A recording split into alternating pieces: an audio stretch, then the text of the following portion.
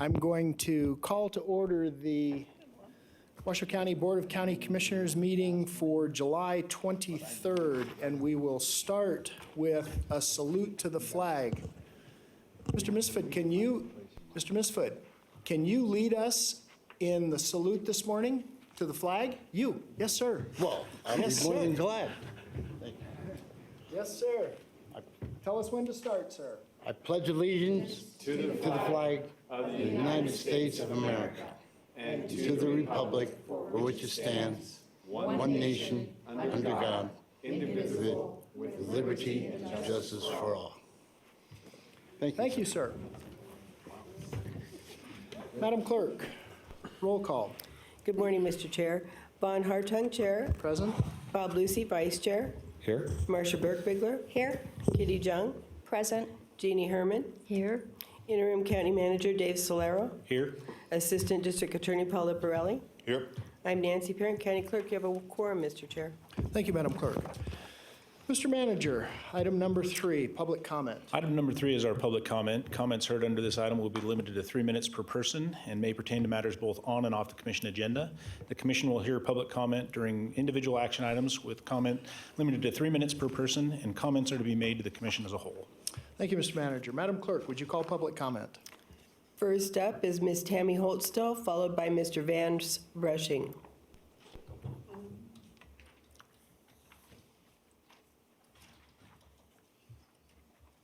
Ms. Holtstill, welcome. Overhead, please. Overhead, please. Tammy Holtstill, Lemon Valley Swan Lake Recovery Committee. For the record, of course, the water's still there. I'm still here. You may have thought I left because I wasn't here last week, but I injured my knee, so I had to stay down. We're going back to just in time. It was kind of interesting, just after this accident, that all of a sudden the ramps for the pipes going across Lemon Drive got fixed. Or should I say were cut into Lemon Drive. Now, I think it's a better alternative than what was there. But my issue again is, if I was able to find this resident, I'd let them know that even though they were breaking the speed limit, that kind of damage, or this county put in place something that somebody could get hurt by, public safety. If I could find those people, I'd let them know that I was before you and that I represented the fact that this would happen, and it did. And that would be your guys' fault, even though they were stupid enough to drive fast. However, just in time, that's what shows what just in time means. Now, we wouldn't have to be cutting in to the road if the water was gone. We wouldn't have those HESCO barriers there if the water was gone. You guys have had 2 years to figure out how to get rid of the water.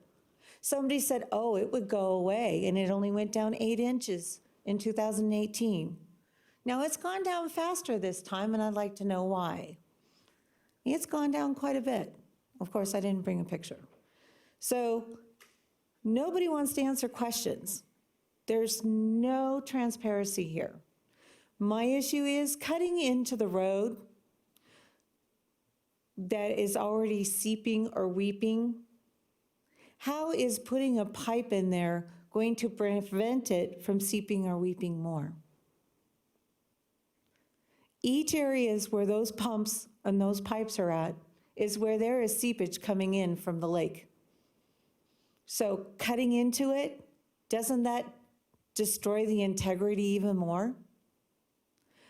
And I know that there's an engineer that's probably watching, sitting there saying, she doesn't know what she's talking about. But when I had a conversation with originally Chair Lucy at the time, and there was a pipe going in on Idaho, Dwayne Smith sat there and said, this will work, it's not gonna backflow. And you guys had to cover or plug those holes. So I don't trust your engineering. I've proven myself time and time again. Now it's time to get the water off the lake. Thank you. Mr. Vance Rushing, followed by Mr. Jerry Mifsud. Thank you.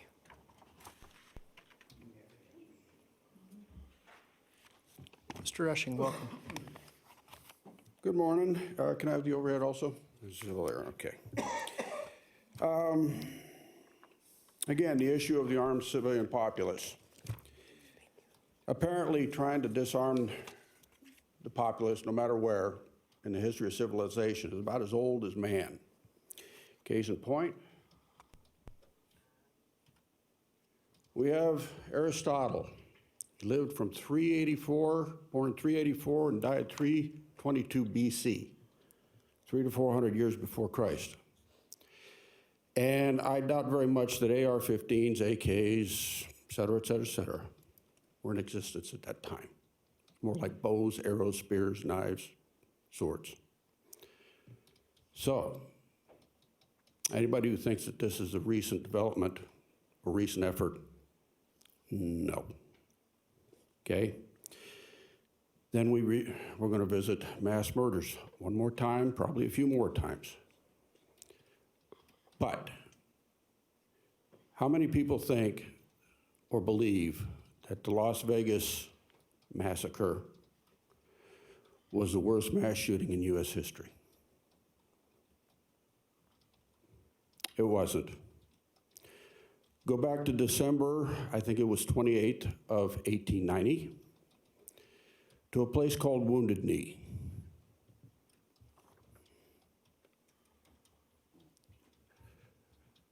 That is the result of Custer's unit, rebuilt, 1st Battalion, 7th Cavalry, and the complete disarmament of Lakota Sioux, who came to Wounded Knee under the promise of protection on the U.S. government. Almost 300 people were murdered, not killed, murdered by U.S. government troops. That is the worst mass shooting in United States history. Trust the government? I am retired from the government. I know what they are capable of. And another demonstration of what they are capable of doing, simply by following orders, which was invalidated at the Nuremberg trials because that was the excuse given by Goering and a whole bunch of others for doing what they did. It was not accepted, okay?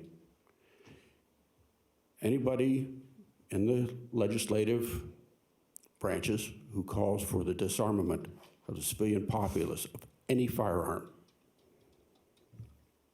remember Wounded Knee. And Thank you, Mr. Mr. Rushing, if I could please get those documents that you presented. Mr. Jerry Mifsud, followed by Mr. Ken Prentice.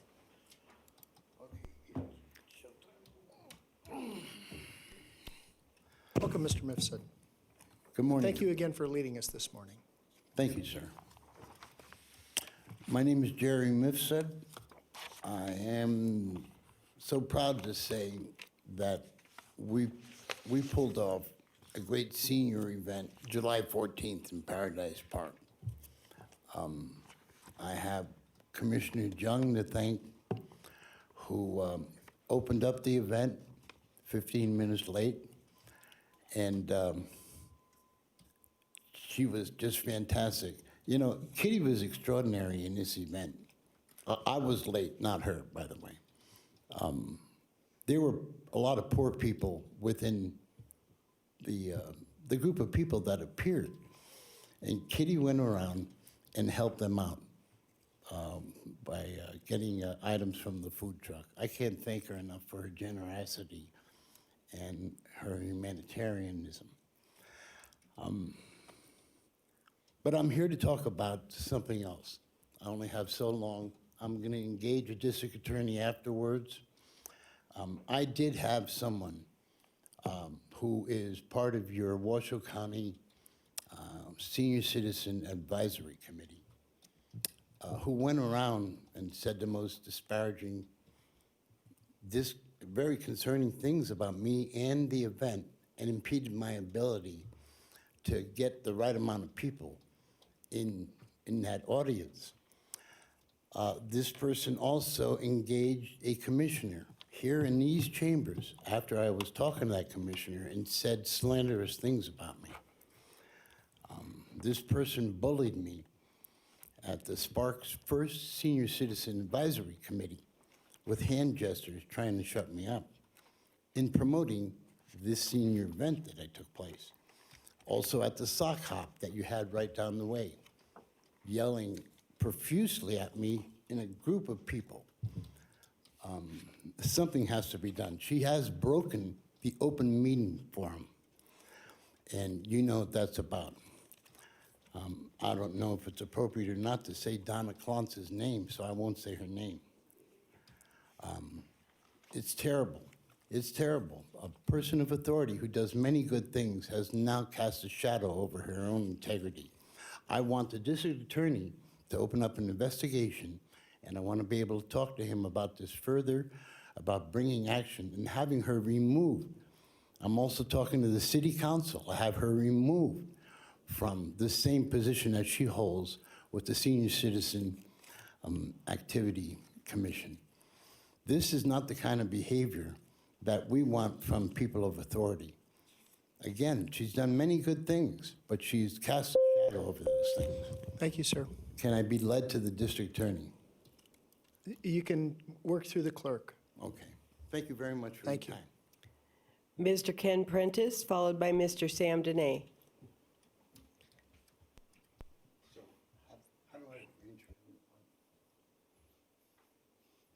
Welcome, Mr. Prentice. Thank you very much. Thank you all for your service. We're completely pro-government. There's no anarchy spoken here today, not from me or any of the people that I chat with. We're just citizens. The issue is fire danger. I was here last week.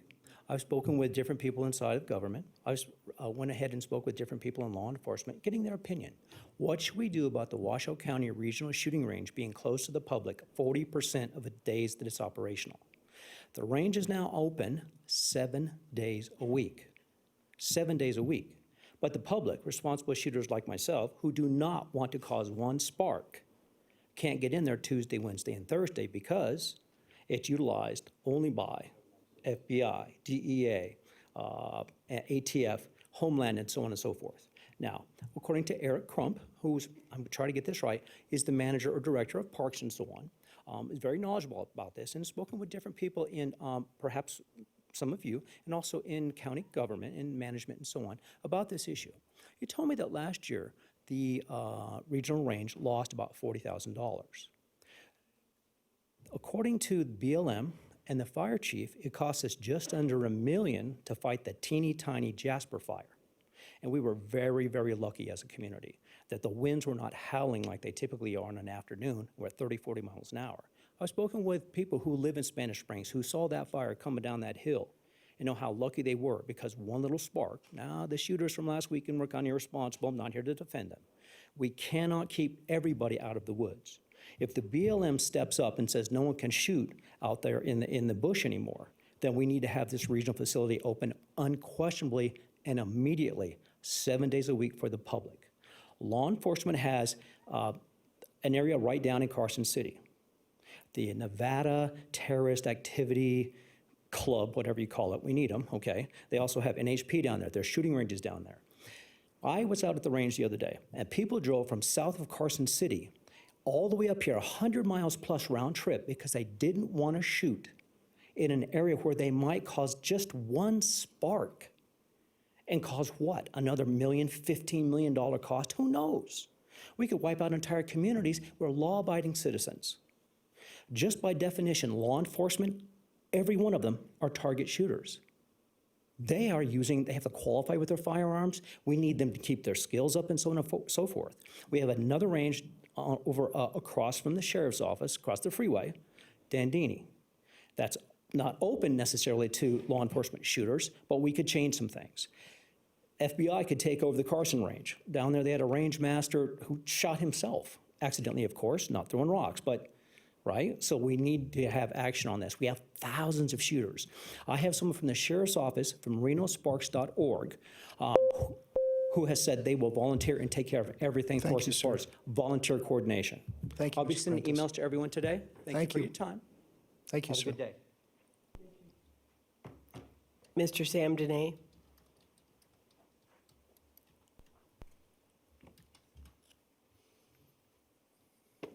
Sam Dene, that's me, the guard angel against media wacko freaks and government bungling. I'm an Air Force Academy graduate. I spent many years flying fighters and bombers, and finally went to the Air Force Academy, and finally was retired as a lieutenant colonel. And during all of those years, I did pay attention to the Constitution, and I guess it was firmly entrenched in my brain, so that after I left the Air Force and after my airline, Pan Am World Airways, was thrown under the bus by our own government, I started dedicating myself to the Constitution even more, not premeditated, not outwardly, because I try to analyze why I do what I do. For 25 years, starting in 1993, I've been to virtually every single government meeting in Reno and Washoe County, and even over in Sparks. But because of the corrupt, mendacious, perverted, deceptive, cowardly Reno Gazette pipsqueaks, I have to be the doctor, the lawyer, the Indian chief, the protagonist and the antagonist, the general, the private, and the gunny sergeant, but I also have to be my own cheerleader, because you people would not even know about me if it wasn't. Address us. I don't have to address you. I'm addressing you. Do I have to look at your face? No. you. See, there's what I'm talking about right Thank there. you, Mr. He's a nice guy, but he's wrong. He's wrong. I'm addressing all of you. I'm addressing. Now, give me some extra time for the interruption, please. At any rate, Nay. I'm still, for instance, look at this Wild Creek Golf Course scheme to build there, in charge, and the school board are in charge of building, spending $200 million to build a $50 million school. If the Reno Gazette and the rest of the media would listen to what I had to say, it isn't like they're leaving a lot of people out. I'm the only one. Everybody else comes with a sniper rifle. I come with a shotgun. I know about myriad issues, and they're going to take a beautiful golf course and they're going to destroy the lives. They are going to destroy the lives. Sitting there, look at them, look at them. They're going to destroy the lives. And why isn't the media writing about that? Of 500 senior citizens. That is just despicable. That is despicable. And I'm the one who has to come here and tell us about this. It's going to be jackhammering. Anyway, there's so many other issues that I have to watch. Over there at the city council tomorrow, there's some skullduggery going on where some cronies of the city council want to bail out the Reno Gazette, which they claim has a public oversight body operating in the Reno Gazette building, but it's vacant. They want to spend $7 million. It's going to cost $50 million. And I don't have time to go into the whole thing. Just another scam. Thank you, sir. That's all the public comment we have, Mr. Chair. You're welcome. Mr. Manager, item number 4. Next item is Commissioners, County Managers' announcements, reports, and updates to include boards and commission updates, requests for information, or topics for future agendas. Okay. Commissioner Herman, I have you signed in first.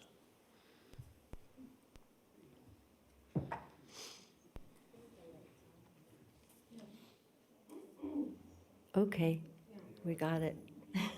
Tech stuff, I'm really good at that. I just have a few things here, and I'll try and be speedy. I just had a question first about the time frame on when we're going to get the semi-trailer amendment to our container bill. That's number 1. And number 2 is wanted to give a special thank you to the Sheriff's Department and for catching a bad actor leaving an old vehicle out there. 2. Cool. That's a great start. So citizens, keep your eyes open, get your pencil and paper, write down license numbers when you see somebody doing that. And maybe those 6 deputies we just put in addition, maybe that's helped, I'm thinking, and I'm grateful for it.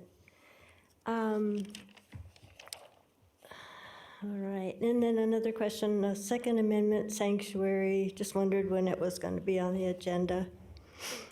And then I was going to plead with Mr. Hartung, please tear down that wall.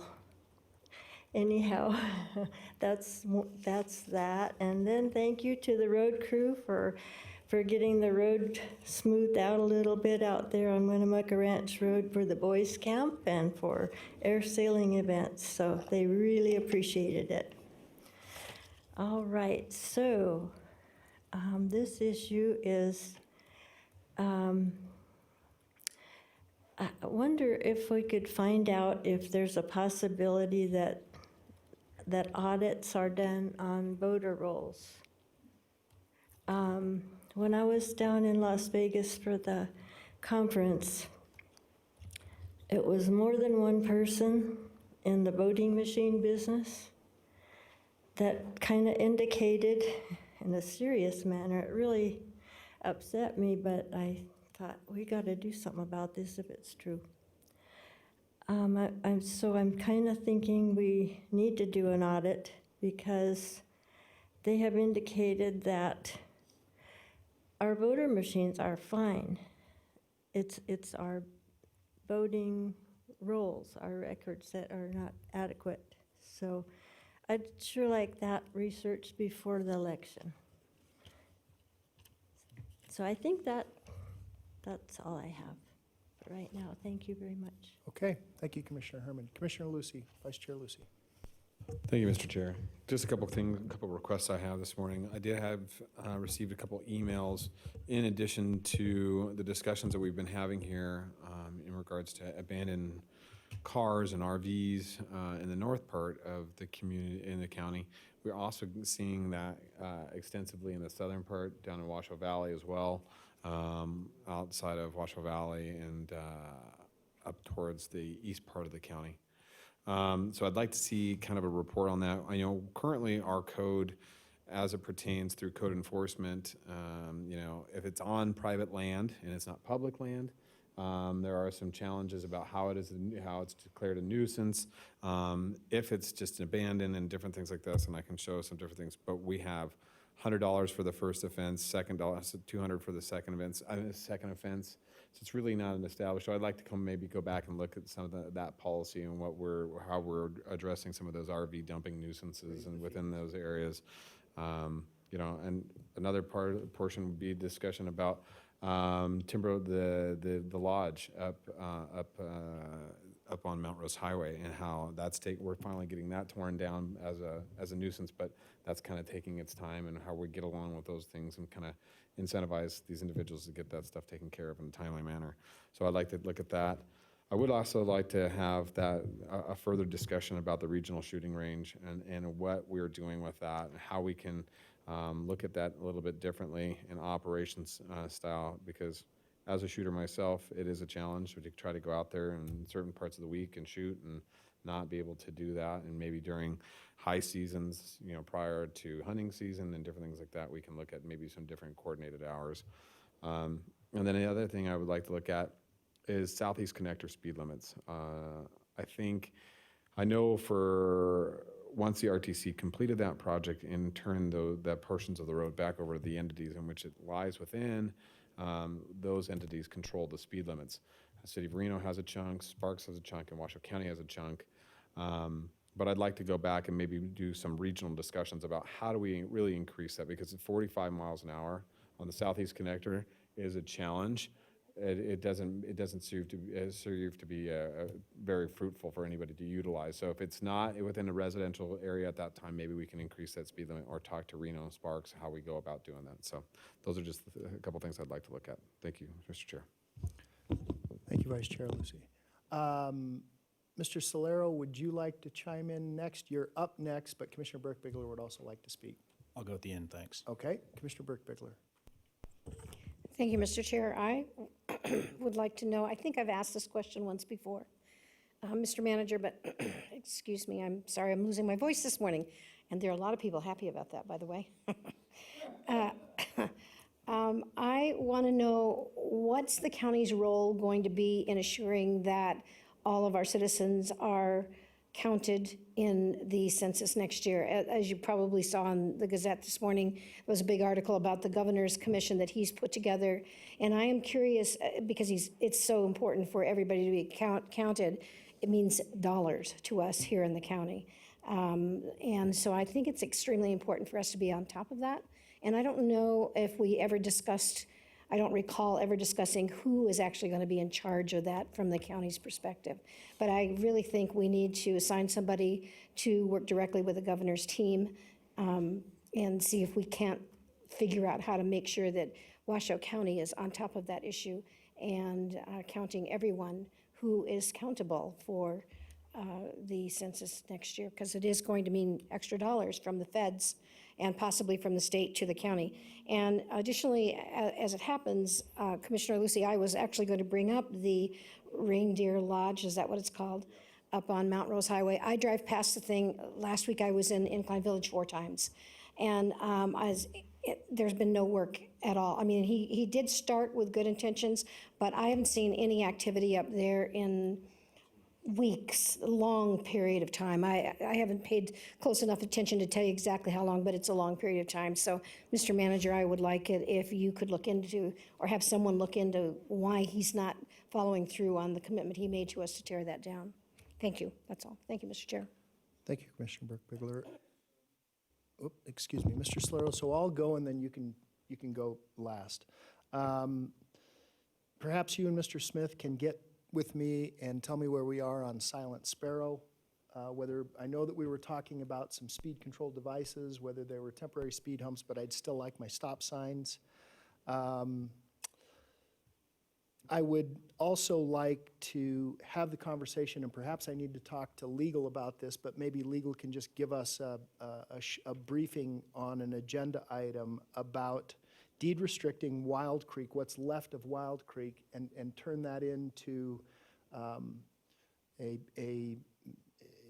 space that cannot be utilized for anything except for public use, golf courses, open space parks, whatever, that no building would occur on that. So is it possible to deed restrict that property?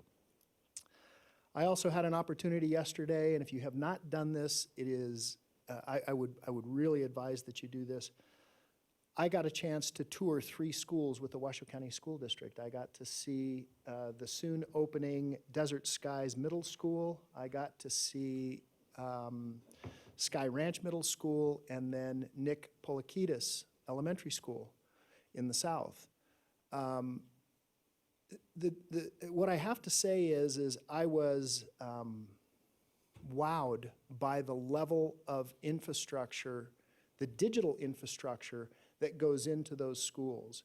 It's not the same as when we were kids, where they built a shell and they put some desks in and made sure you had a plug so that you could use an overhead projector or a regular projector. I mean, the amount that goes into the digital infrastructure it's impressive. It's really going to give our kids a head start. I was just impressed with how well thought out those buildings are. And I want to thank the Washoe County School District for hosting that. I also had an opportunity to be at the Sheriff's Office for some promotions. Tim Mosley made lieutenant, Janet Bailey made lieutenant also, and in fact, her husband is sitting in the audience. I see him in the very back of the room. Not trying to call you out, Deputy Bailey, but congratulations to you and your family. Sergeant Jason Walker and Sergeant Lar Christensen were all promoted, and so it was a good day at the SO.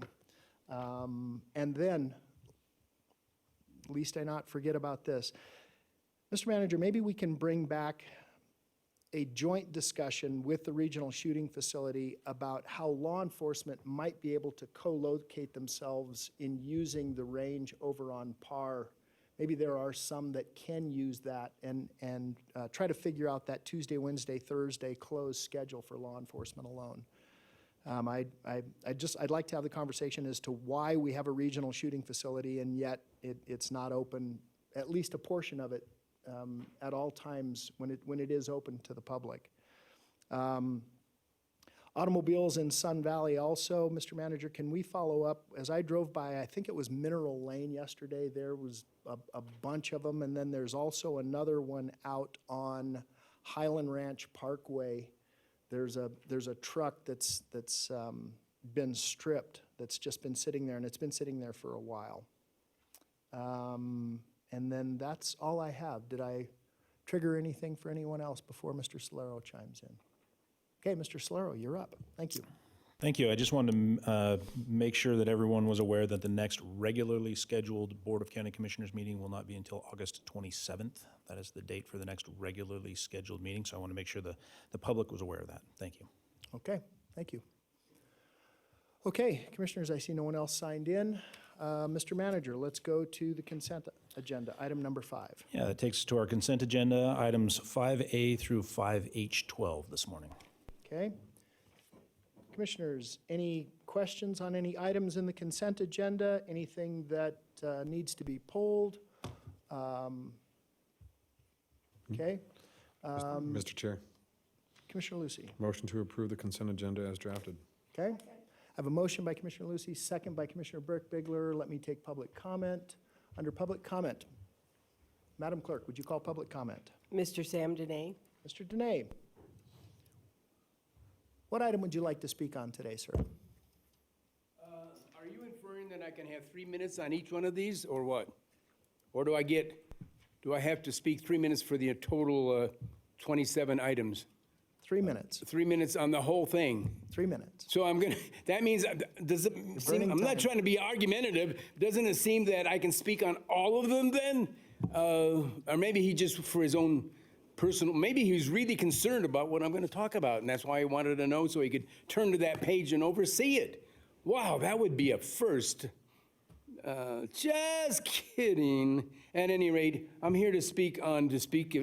Actually, there's about a whole bunch of water rights being changed around and returned, and I don't want to talk about those, but there's small, like 15 different individual ones from 2 to 3 acre feet on down. I'm speaking on item 5F relative to Burning Man. As a quick little background, I was the person who saved Burning Man back in 2003 when the commissioners before these commissioners were all set to vote it down, get rid of it. We don't want it. It's not good for the community. The Reno Gazette said, these are not our kind of people. We don't want them here. They're smoking and drinking and doing carousing and every reason in the world why the Burning Man shouldn't be here. I came to the podium just 2 times. Burning Man people were all sitting over there worried about it. They didn't come up to talk. I said, look, these guys come here. They're quiet. They're not quiet. They're way out there and they're making all the noise they want, but they don't bother us here other than maybe a little dirt as they leave. And it was a benefit to the community. And suddenly the media, when they ever mention my name, thinks that it's one of the 3 greatest things in the history of Reno, Nevada. The media wacko freaks over at the Reno Gazette and all their cronies. At any rate, what we have here is that in each year, we, the citizens of Washoe County and Reno, have provided some sort of law enforcement protection for these people out there. I don't really know what it consists of. It must be if anybody knows about Burning Man, that must be one heck of a task for those law enforcement people because unless everything I hear is wrong, they're having to look that way when something's going on over there and look that way because the place is just Sodom and Gomorrah times 10. It's not good for Reno. I've changed my mind. I wish I could go back to that day in 2003 and retract my words. I'm very rarely wrong, very rarely, and they know it. But I'm up here to tell you I was wrong on that one.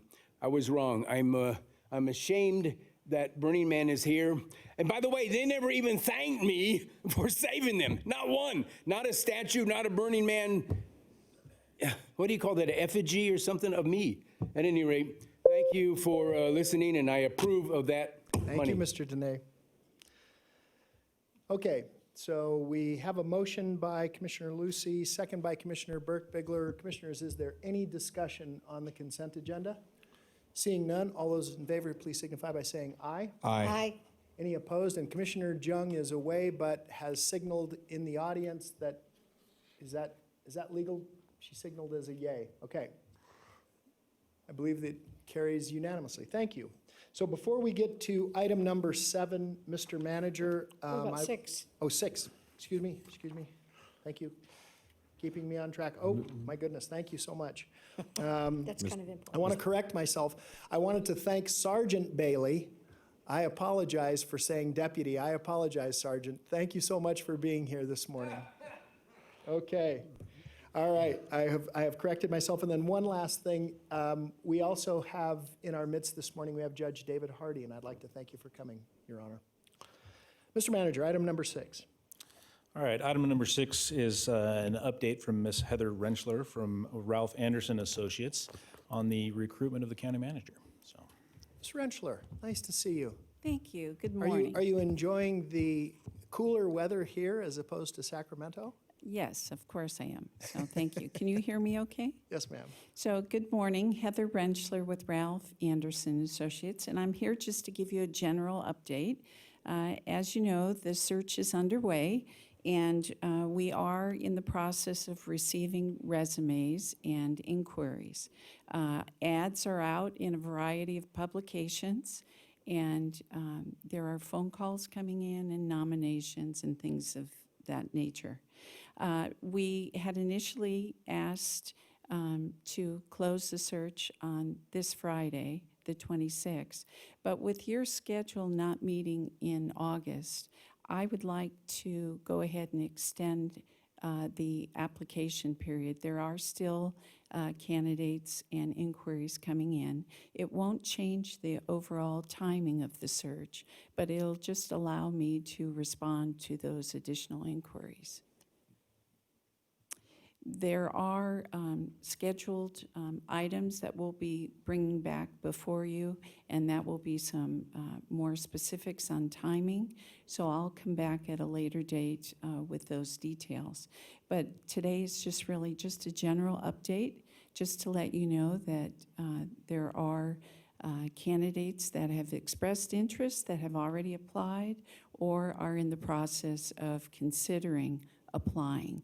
And this additional time will allow me to follow through with that. Okay, Ms. Rentschler, can I ask you a question? And perhaps I was writing and didn't hear. What's the date that you would like to extend the application period to? You know, I think if I could keep it open maybe through August 15th August or 15th. 16th. If we did Friday, August 16th, then I'd be able to kind of assemble and get things together. You're on recess during that time period anyway, so. Mr. Liparelli, are we styled to make such a change today?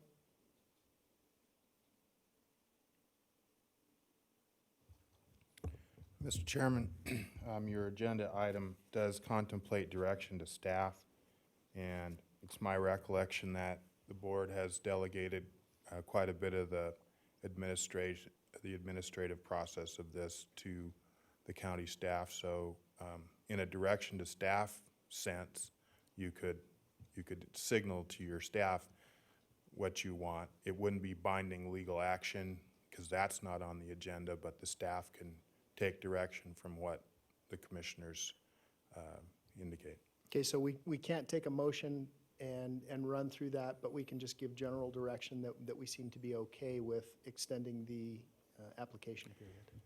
Yes, I just don't think your involvement in this process is that granular. You're giving Understood. your staff Okay, the Okay. ability to run with it. got it. Okay. Commissioners, any questions for Ms. Rentschler? Okay, does anyone see an issue with extending the time period? I don't think that's. that'd be I fine. think that's an HR issue from my perspective. That's just my own perspective. Okay, all right. If there is nothing else, Ms. Rentschler, and No, commissioners thank have you no very questions, much. Madam Clerk, would you please call public comment, even though this is not, we have taken no action, but it is styled for possible action. We will take public comment. Mr. Sam Dene. What a world, what a place. Why did you throw that in there? What is this? It's for Thank you, public. 'cause That we- was my rule. That was the Sam DNA for possible action rule that I created when Mr. Slaughter was here 3 years ago, although the Attorney General forgot to give me credit for it. Not that I don't really like to take credit, except I told you I have to be the doctor and lawyer, Indian chief, protagonist, antagonist, and cheerleader because the media wacko freaks, for some insane, treacherous reason, are scared to death of me. What we have here is that Mr. Slaughter, who I nominated, I was the only citizen who nominated him at the podium. I nominated him 5 years ago. He came here and he must have done a good job because I've never seen a go-away party like the one that they threw a video up there, 15 minutes long, and everybody in the whole world was in the video except guess who?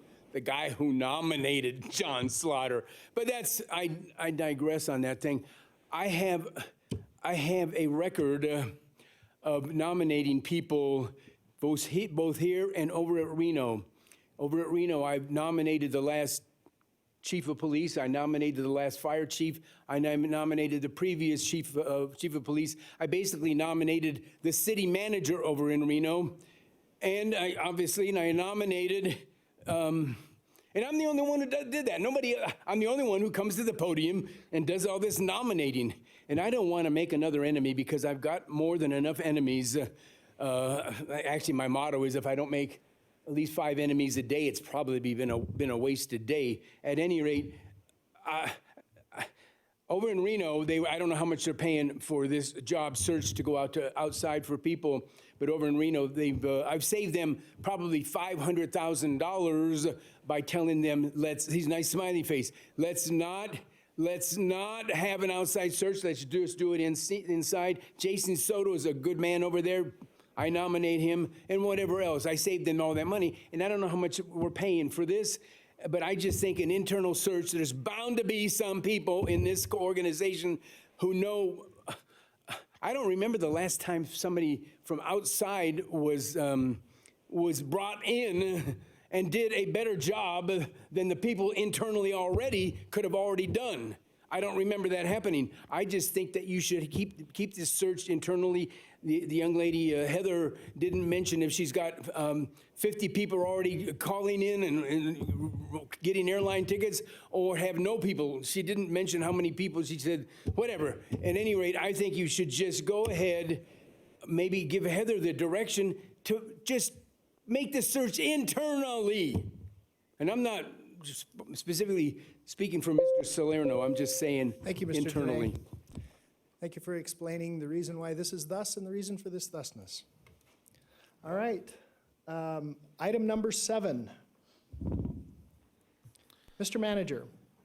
Commissioners, item number 7 is a presentation of the Washoe County Downtown Master Plan update by Arrington Watkins Architects and a recommendation to acknowledge receipt of the update as a valid identification of the long-term needs for the downtown county facilities and provide direction to staff to explore financing and implementation strategies for the updates options 3 and 4. Mr. Brett Steinhardt, project manager with Capital Projects Division, is here to introduce this item and the architects. Good morning. For the record, Brett Steinhardt. Welcome. CSD Capital Projects. I'm the project manager, as Mr. Manager Solero identified. This master plan update was initiated by an RFQ process.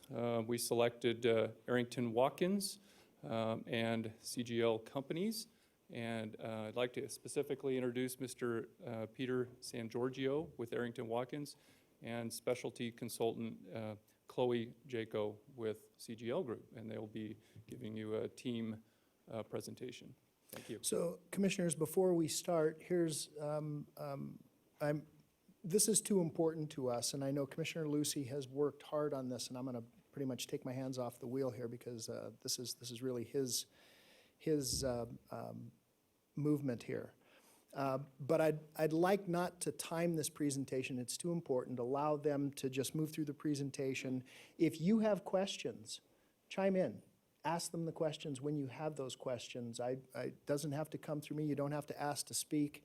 I would hate that we would get 3/4 of the way through and then that there becomes questions that pertain to slide 4. So just ask them as we have them. And Commissioner Lucy, I'm going to turn this over to you, sir. Thank you, Mr. Chair.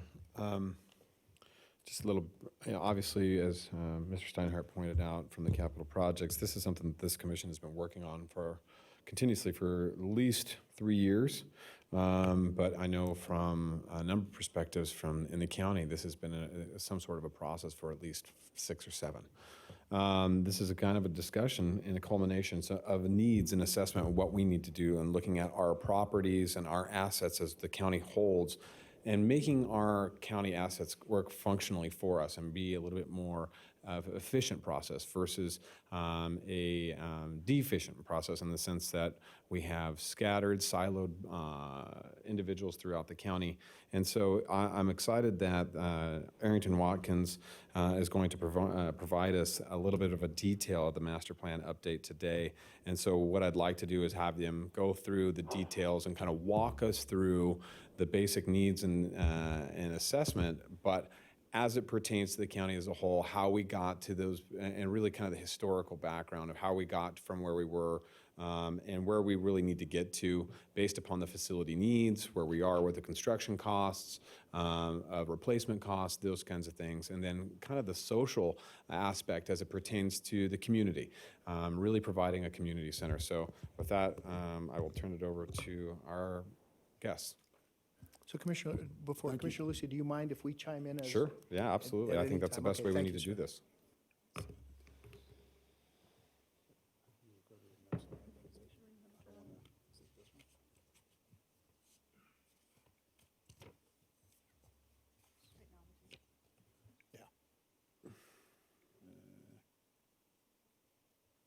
Okay, thank you very much for allowing us to present. We put together a little presentation, and we'll go through it as quickly and in as much detail as you'll allow, or if you, again, as you mentioned, ask questions. So Please spent a introduce lot of yourselves. time the last year. Please introduce yourselves so that we Oh, have I'm that sorry. on the record. I'm Peter San Giorgio, principal, Arrington Watkins. I've been with the company 24 years now, and our forte is justice design. Chloe Jaco, I'm Senior Vice President with CGL Companies. I've been with the firm for 29 years, and our focus is on criminal justice planning and also general government master planning.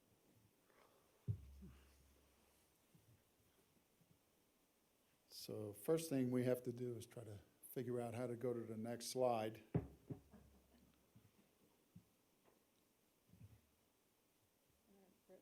Oh, there we go. Okay, so this is an update of downtown master plan. This plan fits together with 2 other significant planning efforts, one at the sheriff's office and one at this complex here. So next slide.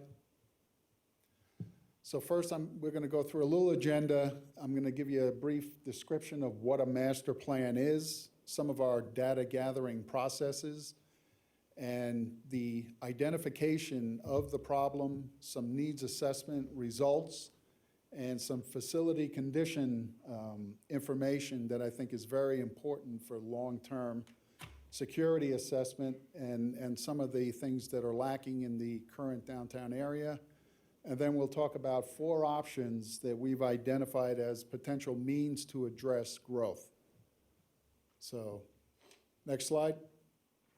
So, definition of a master plan. I guess the best way to describe it is you do all this data collection and you put all these dots together and it tells you a story that helps you identify a problem. Once you've identified the problem, then you can implement a real strategic plan that helps you address growth or whatever that need is. In this case, growth is one of the big driving factors, technology, some of the other things that are currently lacking in the downtown facilities. Next slide. So data gathering, we have looked at a ton of information, drawings, plans. We've gone in the field, spent a good deal of time with all the key personnel and staff, put together a very detailed questionnaire that help identify some of the growth needs. We've looked at facility condition, some of the costing that you're spending on maintenance, and looked at what it may be costing you in the future for deferred maintenance. And we've come up with a little process we call a facility condition needs indexing, and we'll go through that a little bit.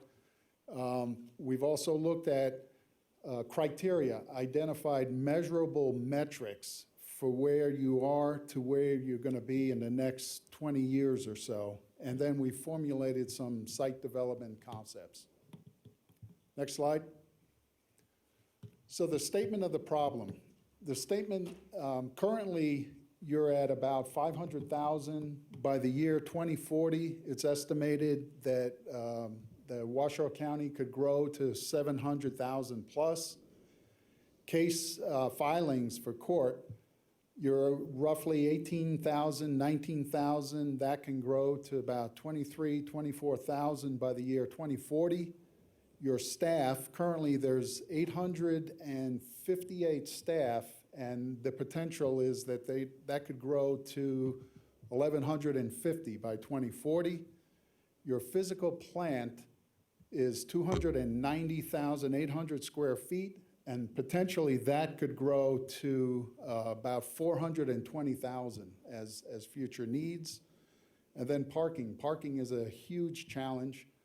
Currently, you're at about 680, 690 spaces, measurable spaces. That need is probably going to be in the neighborhood of about 1,800 by the year 2040. So that is going to be a huge need in the future. So just to reemphasize, the purpose of this master plan was to look at current and future needs for the groups in the downtown campus to 2040. And in doing that, we did look at what are some of the best practice and emerging trends with general office environment and even in court operations. And then also looked at other initiatives that you're doing in your other master plans to make sure all the standards have married together. So we looked at a comprehensive overview of functions at 75 Court Street, 1 South Sierra, 350 South Center. It include the parking structure across the street there, and also the parking at the Pioneer lot. Well, hold on. I'm driving now, so. So just important to note, I mean, we've got, human services, alternate PD, public defender at the Center Street location. We've got 2nd Judicial District Court at 75 Court Street and at 1 South Sierra. We've got the district attorney. We've got the Reno Municipal Court and Reno Justice Court all occupying these buildings. And the sheriff, of course, with functions and supporting security. So this is the scope of what was studied. As we already mentioned, we know that Reno is a fast-growing area here. You can see that historically, your population for the county has grown over 2%. We're looking at some projections now. Show it's still growing, not at 2%, but at an average rate of about 1.8 over the next 22 years. In part of this effort, we looked at some data that had already been pulled together for the courts, looked at some of their historic case filings. Over 17 years, cases have been increasing overall, and interestingly, the family has been up. Kind of made sense with the growth trends, with the population that's coming into the area. This kind of jived with what we expected to see. Taking the historic data, we did look at just projecting new case filings out to 2040. Again, seeing some increase, not quite to the rate of growth that we had in the past, but we're still seeing growth with family and then some growth with criminal and civil. This is just an overview of the existing space on the campus. You can see it's right under 300,000 assignable gross square feet, with the 2nd Judicial District occupying about 110,000 of that. We've got Human Services Group, big space group there, District Attorney, and then the Public Defender, the Justice Court, and APD. So this is just showing you kind of a detail. This is a summary of all the different groups that are included within those buildings.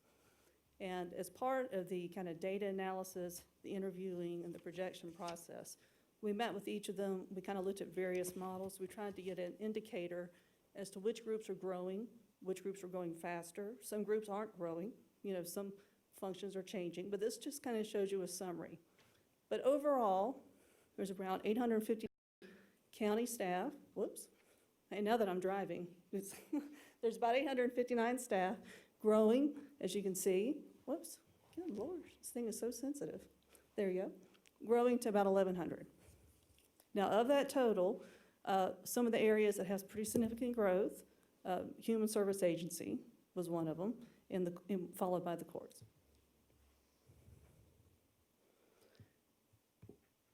So following the same method, we wanted to look at what some of the standards are for each department. We looked at national and industry space standards and benchmarks. We made sure they were aligned with other master plan initiatives with the county. We apply those factors to the growth variables, and in summary, the space needs for the group studied is going to increase, as you can see, from 290,000 assignable square feet to almost 420,000 by 2040. Any questions? Okay. As part of this effort, we also wanted to look at what was going on with the parking situation down there. We have staff, we have visitors. The court has a lot of visitors. Human Services Agency has a lot of visitors. District Attorney. We have fleet vehicles. We kind of captured all the data of the current situation. It showed a potential need of up to 1,800 spaces. So the current inventory that there is now is 687, which is actually deficient according to local parking standards. Right. Chloe, one quick question too. In regards to the parking assessment, the one thing that, I know you did the assessment based upon the buildings and the assets, but we also have the Washoe County Library downtown as well, that any kind of parking structure that would be built down there would also allow for the growth of that and the usage for those people, those citizens utilizing the library as well, correct? Correct, and I think on the parking assessment, this is something we've discussed with county administration, always warrants more investigation, because looking at any other opportunities with any public or private lots within a 3-block area to see what your true inventory is and what's available. Thank you. So I think that should definitely be vetted further. Thank you. Mm-hmm.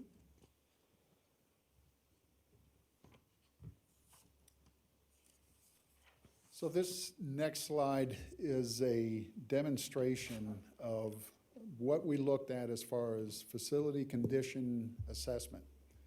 So we looked at the physical, what you could see about things. We looked at history. We interviewed staff. We went through a number of maintenance records to try to identify trends in costing. And then part of our thing was also security challenges and some of the lack of security based on current court practice and standards. We also looked at comparing some of those against industry standards. And then we estimated some deferred maintenance. If you look at the very bottom, you'll see a color slide. So it goes from green, good, based on a condition indexing. Basically, you take the cost of all your deferred maintenance, your maintenance costs over time, and you divide it by the replacement value of the building, and you come with a scale between a 0.05 all the way up to 0.5. When you start to hit in the orange and red, that's a big red flag that things are amiss. So right now, go to the next slide.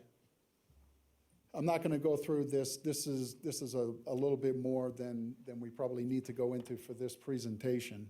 Next slide. We developed a table, and what's really important about the table is all the way to the right, you'll see what it says, Facility Condition Needs Index. So purple, you're in, you need some help. You got to put some maintenance in there, or you're going to slide into the orange range, which was not good. The blue, the green, yellow, and blue is where you want to be. So you have 1, 2, 3 buildings that are in that range. The other 3 buildings are in the purple and red. Red is replacement. That's the 75 Court Street facility and the 220 parking structure.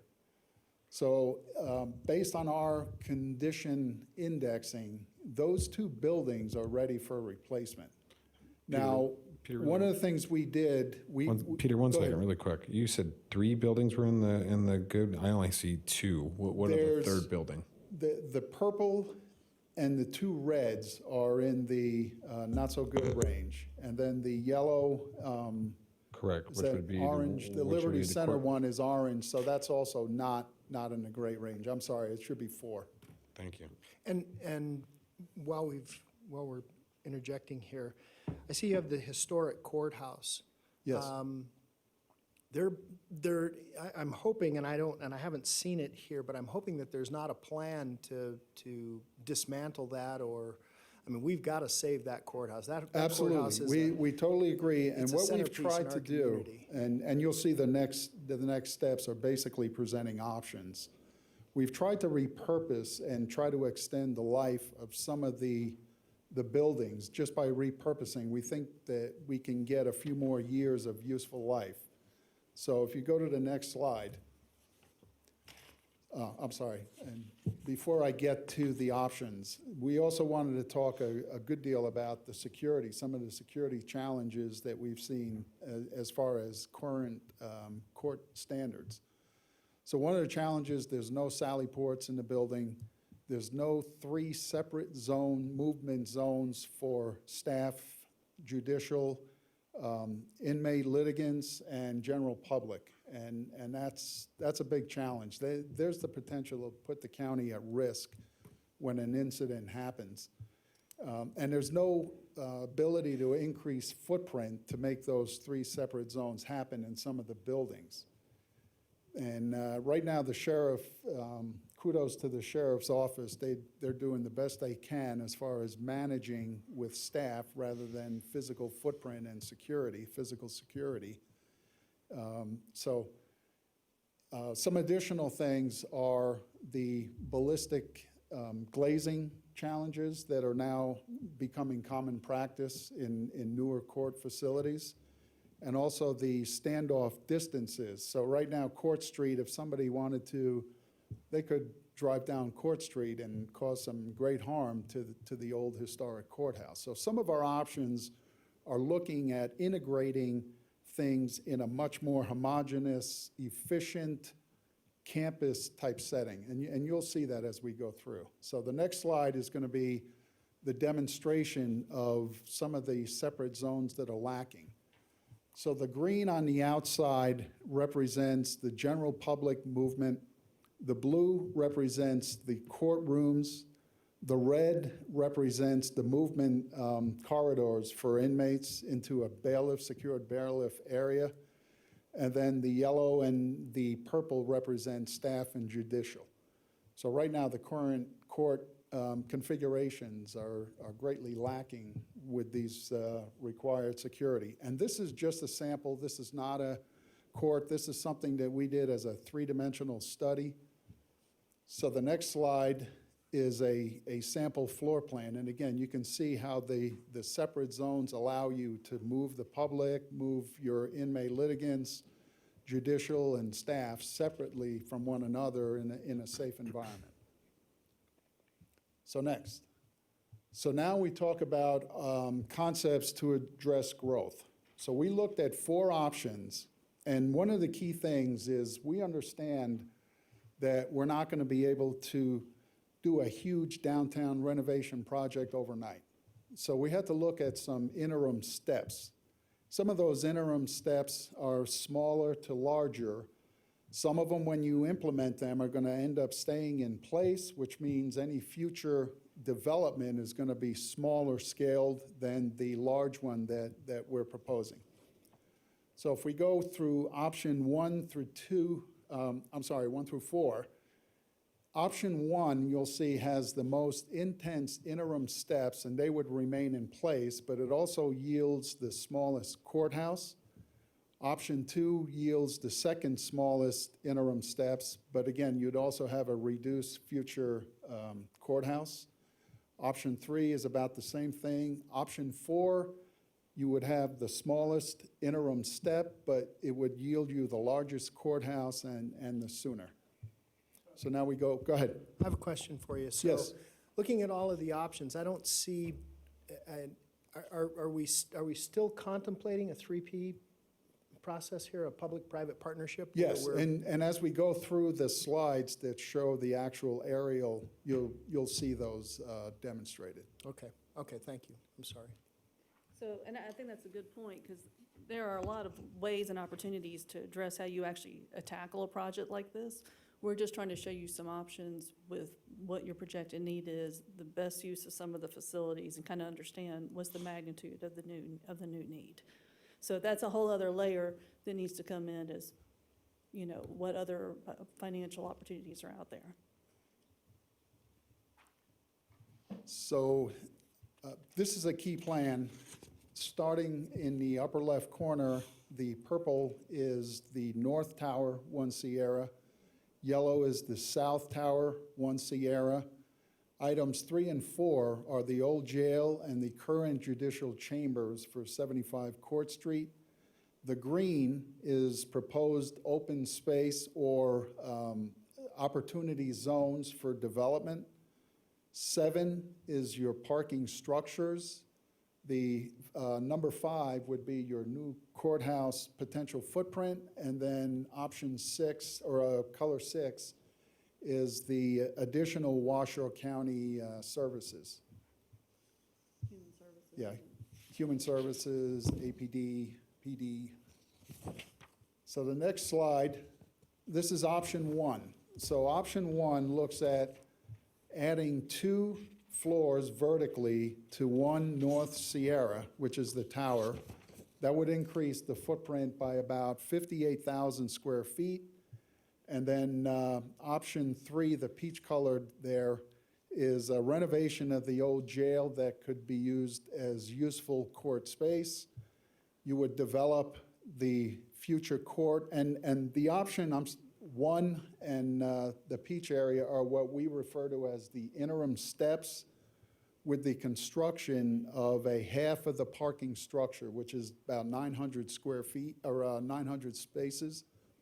This would take you into the year about 2030 and address some of the needs. Meanwhile, you would be working on the future large development. Good. Could I ask a question about this plan, option 1?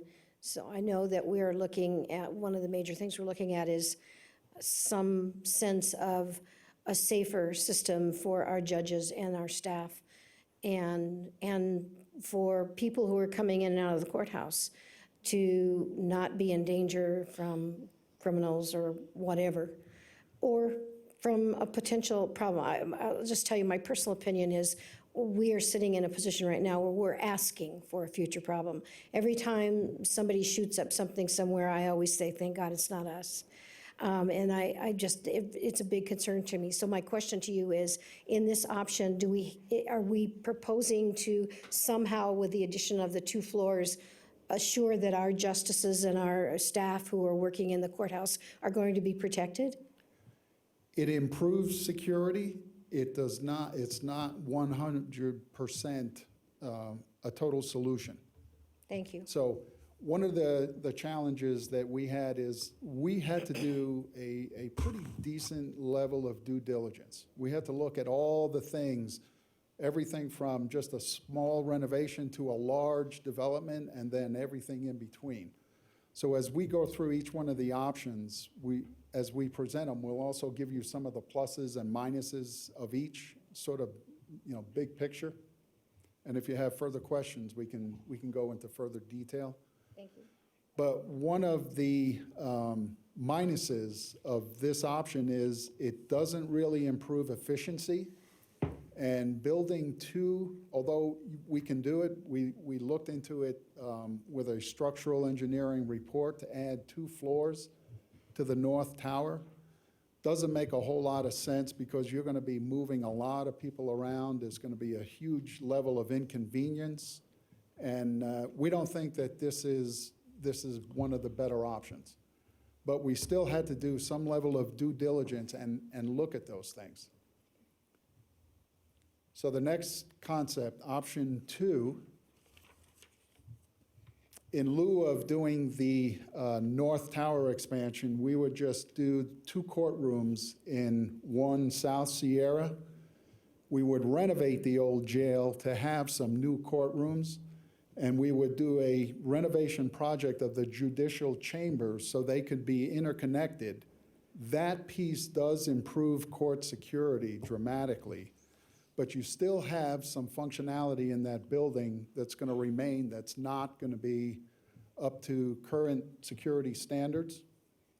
We would build a smaller future courthouse, a smaller additional Washoe County additional services, 1 parking garage at a time, so you have 2 900-stall parking garages that would be developed over time. And again, we would still have the large opportunity zone that could be something for private-public partnership. One of the other key things about the new courthouse is we would have a new 200-bed sheriff holding facility where they could move the court holding from 911 PAR, eliminate a huge amount of transport costs, and integrate that as part of the new downtown campus. And that's in all the options, by the way. I missed that on option 1. One of the other key things about the new parking structure, whether it's a 900 or 1800, is that we can improve security by having separate parking zones for staff and judicial. We would have separate movement zones for inmate litigants, and we would have separate general public. So that would be a huge improvement in security. The downside of this one, we don't think it goes far enough. So there's still some things, there's still some level of inefficiency by having services spread out throughout that campus. Option 3 is a better option. We would renovate the old jail and the judicial chambers to be a new court component. You'd still have some services in the old 75 Court Street courthouse. Again, a smaller courthouse for future, which is Keynote 5, the purple. 2 phases of parking, the new Washoe County additional services downtown, and still opportunity zones. One of the key things that we would propose is to close Court Street and make it part of a unified campus. So you'd have a lot of linking, and that goes to Jackie. Jackie came up with that concept, and we can't take credit for it, but it's a really good one. Downside, again, you're not cleaning up everything. You still have some level of inefficiency and some level of security deficiencies. Option 4. This is the one that we think is going to be in the best interest of the county. You would do some renovation in the South Tower, 3rd floor, maybe add 2 court rooms that would carry you some level of time.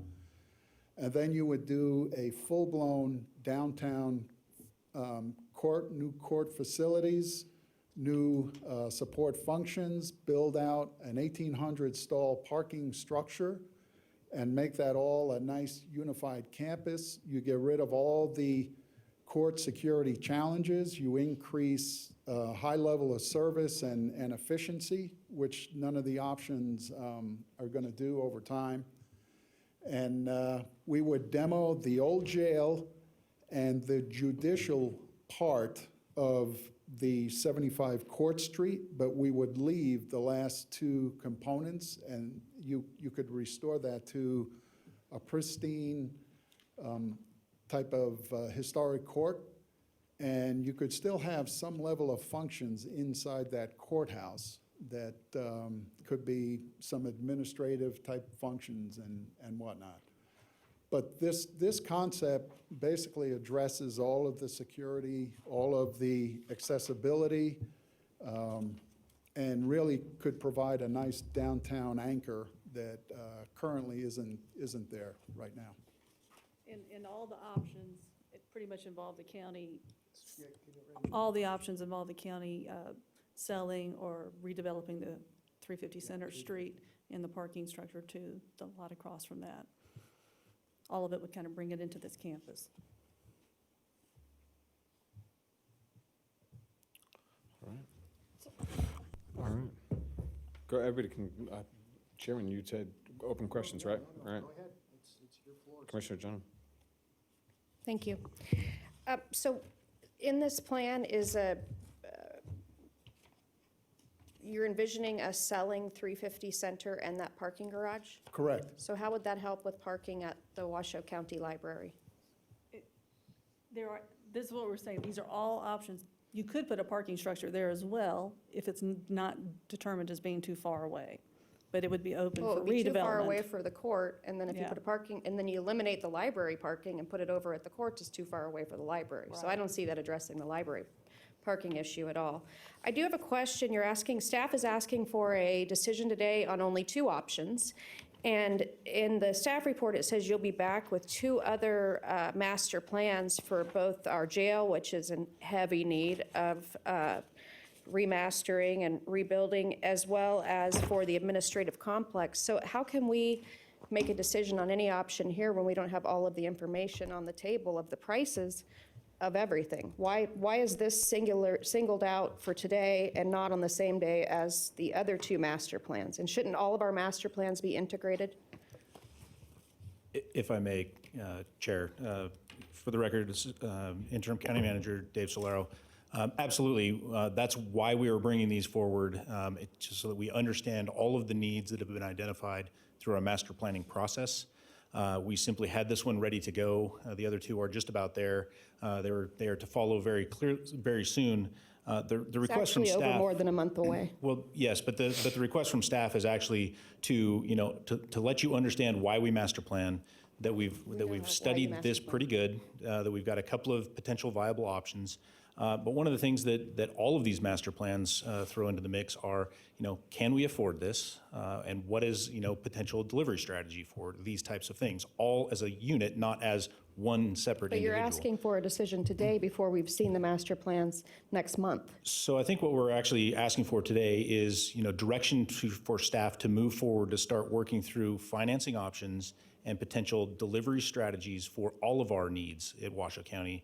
This is simply the first This is a master plan third that of the needs. identifies. But this is a third of the needs. So I can't really tell you what to do until I see our other two-thirds of our needs and where that's going to prioritize any of the options. And you only gave us option 3 or 4 to choose from as a staff recommendation. Yeah, as we reviewed So 1 and this- 2 was, As we Why did we reviewed pay for this, that? these are the two options that seem to make the most sense for Washoe County in the long term, again, to meet our needs, and that's really what we're trying to get to.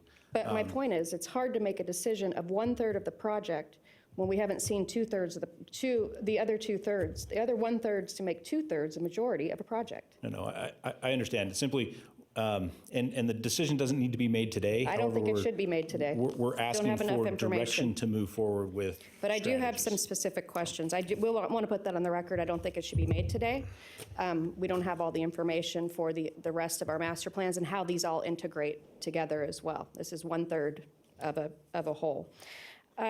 I have some questions from, and these might not be in order because I just pulled them out as we were going. You said you're doing a Washoe County Downtown Master Plan. That's the title. Have you spoken with the city of Reno of what their downtown master plan is and how we would in any way be able to align with them? I mean, they do own the downtown. We have met with agencies from City of Reno, and So is they've this been aligned with involved the city of in Reno some of- downtown master plan? Chairman, Brett Steinhardt again. This did not get into the intricacies with City of Reno. This was just with the Reno Justice Court, Reno Municipal Court, anything that had to do with the county downtown corridor. Did not address. So I getting think, again, this is not ripe, because I think it needs to be taken to the Reno City Council and asked, what are your visions for your downtown? What have you already invested in terms of a master plan, and how do we anchor together rather than a silo in revitalizing and reimagining the city of Reno's downtown? And then I have asked many times and received nothing back from subject matter experts. You're projecting all this growth. Are you also integrating what we're looking at with technology? You mentioned technology and remote courts, which we used to do all the time, never had to transport people that were inmates. What are the projections, or what are the best practices going forward, in as much as you can predict the future, which you're trying to do here, and how technology is going to alleviate the need for big buildings and investment by government into buildings when remote jail hearings, remote filings are now commonplace? How is that integrated in your projections? Yeah. It's a great question, because so much of the operations is changing, especially in the court, and we saw that. You know, it used to be a tons of file storage, and as you commented, now we're moving to electric records. So certain groups before that had numerous storage, that is not in the projections anymore. The role of the law library, you know, has changed. You're right, the use of video arraignments, all of that was discussed. That is in there. The biggest. How did you integrate it into your numbers? There are like detailed profiles for each one, and you'll see which groups, if the staff went up or down. You'll see if the storage was reduced or eliminated. I'm not talking about storage. I'm talking about future-looking ways of doing courts and public facilities. And then in the space standards, there's a lot of explanation on the standards that are used. So I would just say there's just a lot of detail, and maybe we could schedule some one-on-ones with each commissioner to kind of go through the document, because it is just a massive document. I would need to see the data on that. Yeah. Okay. Also, the historic courthouse you have on here for the facility condition assessment, and Hartung already mentioned this, but is part of your plans looking at tearing down buildings? Portions of buildings. Like? There's been 2 additions to the historic courthouse over time. The annexes. That is not historic. Okay. So our concept would be to take those away, make that space for development use. Right. But keep the 2 big components of that historic I would be in to bring support it. of preserving the historic buildings. And while we are not in charge of the city downtown, I would urge anything that the city does downtown, any city does in Washoe County, to not remove historic buildings because of costs. Because if you go anywhere across this country, especially in the West, every city has torn down every historic building, and now it looks like any city USA. It's the same strip malls. There's nothing classic or wonderful about visiting a city. So I would be in favor of upping the cost, if necessary, to preserve the historic elements of any part of that area. And then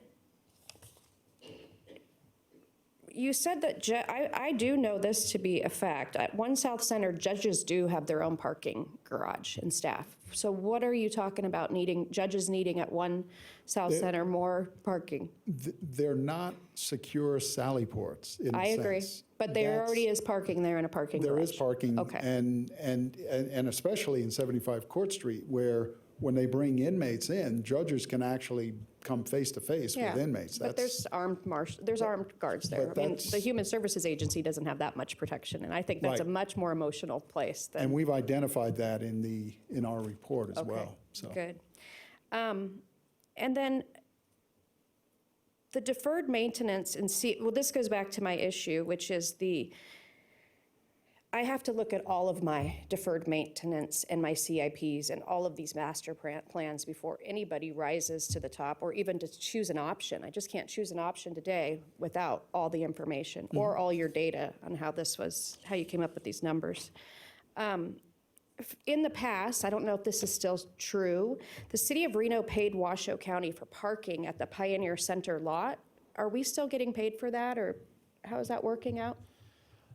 Again, Dave Solero, as part of the interlocal agreement with the Reno Municipal Court and the One South Sierra Tower Mills Lane Justice Center, we provide parking to the city of Reno free of charge. So that was part of that piece. So as a part of that interlocal agreement, we provide them parking either at that location or at a parking facility. What parking? But not the one at where Silver Peak is? Because No, that's no. theirs. Yeah, Okay. we utilize all of our downtown parking, so Right. the Court Street lot and the 220 Center Street Okay, garage. and that's also given to the, so we give that now to the city of Reno. We used to charge them That to is use cor- it. Do that we is charge the correct. Pioneer Center still too, after hours? Not after hours. We used to charge them for that as well. So those are more funding sources that are gone. I think we did that during the recession because nobody could pay for anything, and that really wasn't an out-of-cost for us issue, out-of-pocket cost. It was just a money generator. So and then for the consolidation of all of this in the downtown area, of consolidating these different buildings, doing different purposes, I heard you mentioned a little bit about what to do with the buildings. So there are buildings that you've identified that we could sell on the open market? Yes. Okay. And then what does the best practices say about consolidating certain functions of this county government? Do you know, like, who goes, I don't know, who goes best with who? If this is what you do for a living. I mean, I can't imagine that it'd all go under one building. You know, like children and families probably don't want to be with accused pedophilia acts. I mean, I need more information as to, once you consolidate these, what does the best practices say where each of these areas of expertise and parts of the law belong together? And I'm sure you have it, it's just not in this. So you don't have to say it now, but when we meet, I would like to know what that is. And I already asked you where you got the data from, and I'd like to look at the data, because your growth here for new court case files, it's only 5,000 more case files, and that seems very low to me to go up to 2040. That seems low. So I'm arguing your case here. So I need to see on the slide that says statement of the problem, I want to see the data that informed all of this. And then you said in your data gathering process, you developed a questionnaire of whom? Whom were your subjects? We interviewed all of the Second Judicial, went to 1 South Sierra, interviewed all the groups, Family Division, all the various judicial sections. Can I see those questionnaires? And then, because you're asking them for something from 20 years from now, I mean, they won't be here conceivably 20 years from now working for us. So I'd like to see that. And then what was your timeline of data gathering? 10 years. Yeah. The space survey, which was distributed to all the departments that are included, human services, all the groups that were included, asked for 10 years of historic data. But the projections that are done are actually done in-house through our own models, and there's description on that in the document, and there's more description on which models are selected. And how long did you collect data? I mean, the timeline, when did data collection start? When did it end? We started this project in September of last year. Yeah, September. Data collection, I would say, went through into December. Okay, Yes. so about 3 months of data. Okay, About 3 months timeframe. all right. Okay. Thank you. Thank you. Commissioner, I did want to add one thing that is a trend that we've identified, and that's the cost of maintenance for 75 Court Street is literally double the cost of maintenance for all the other buildings that we surveyed. So, Commissioner Burke-Pickler. Thank you, Mr. Chair. So on option 4, the current courthouse is the gray building. That's the former district attorney. It's named after him. Is that correct? Yes, yeah, Mills Lane. Mills yeah, Lane, Mills sorry. Lane. I just I'm sorry. totally lost his name for a minute. They're old age, a senior moment or something. Anyway, so what's, I see on option 4, it's not colored, it's left gray. What is the proposal for that? Nothing. Nothing. So We that, would, once all the new court facilities are constructed, we would shuffle around and we would repurpose that space. for so that building. space could be repurposed for sale to the public. It could be repurposed for downtown options for other county businesses. Dave Solero, for the record, I just want to make sure we're talking about the right ones. So on this picture here, option 4, the building that is the 2, it's in yellow, that's actually the Mills Lane Justice Center. Oh, so Yeah, the the one yellow just to is the Mills top, yeah, just to the north is the existing 1 South Sierra North Tower. So that includes Reno Justice Court and currently the Yes. Family Division. So I believe in this option, or in many of the options, that the renovation of that is still for county functions. It would still be county Correct. function. So we would probably not necessarily put it up for sale. Correct. So let me ask you also, is that located within the footprint of the Opportunity Zone? It is.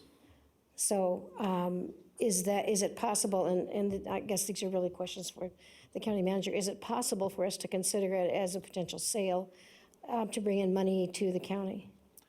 So to do that, we would need to amend this study to understand what we would do with the functions there. I think that's why, the areas that are on this description here, 8 and 9, 3D and 4D, are the areas contemplated for potential redevelopment, so to Okay. speak. Yeah. And so we would have to shrink those to include that location right by the river Okay. as an option. All right, good, thank you. So nationally, best practices, as I understand, and I happen to do some research on this, so as I understand, county courthouses in the state of Nevada, so statewide as well as nationally, are the purview of the county directly, correct? And so, you're right. Yes, okay, so for the record, please, because there are people listening. Yes, correct. Okay, so, so it would seem to me appropriate to necessarily keep Reno informed of what we're doing, but that is our area of responsibility, and I'm not sure that taking it before the city council is an advantage, so I would not be in favor of doing that. But I do think it's important, as Commissioner Jung indicated, that we do work with the city of Reno and make sure that they are, satisfied with the direction we're heading with the courthouse. But again, I want to make it clear that best practices are that this is the responsibility of the county, therefore the county commission, and not the cities, who have a very vested interest in what's going on with the courthouses, but still, it's our responsibility to make sure we get this in place. So I want to make sure that happens, because that's the best practice that is going Can on. you cite where that best practice is? Because not every county pays for Excuse me? these. Commissioner Jung. These, I thought we're doing an open, no asking. Okay, okay. Every county in the state of Nevada is responsible for their county courthouses.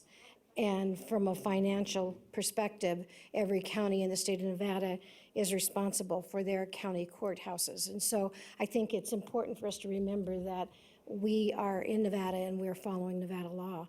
But it's also based on the research that I did on Google, and it's amazing. You can find really anything on Google these days. Based on the research that I did in most states, county courthouses are the purview of the counties and therefore are managed and rebuilt or remodeled or whatever they need to be done as a responsibility of the supervisors, the county commissioners, as whatever they're called in different states. So just putting that on the record to make sure that we're clear that this is the responsibility of this commission. Now, I agree that we need to see the other master plans, and I am in favor of seeing the other master plans also. However, I am extremely supportive of the plan that's before us for the very reason that I made the statement earlier, is that I see our justices, and I've had the opportunity to have a conversation with a couple of them who said they have made rulings with people standing in their courtroom who then walked out into the hallway together with a fear of what was going to happen once those people got out in the hallway or once they got outside of the building because they were going in the same places and walking down the same halls. That's a real concern. I know also one of our justices was concerned because there were witnesses to a trial who were sitting in the hallway, and the criminal, basically the person who was being tried for the felony, was, although with a lot of with police around him, he still was walking right in front of them as they went down the hall. And I just think we're asking for a problem if we don't address this. I think it is our responsibility as county commissioners to do what's best for our constituents. And it would appear to me, and I have no qualms about putting this on record publicly, it would appear to me that we need to look at the future, not just today, but the future, and the future to me is option 4 because it will in fact protect our court system. It will in fact protect our citizens and our police and all the other people who are involved in this. So from my perspective, I don't have a problem addressing this today, but I just wanted to put that on record. Thank you, Mr. Chair. Okay, thank you, Commissioner Burke-Bigler. Mr. Solero, I want to just tag here before other commissioners speak. Will the state play any role in this? I believe the judges are state employees.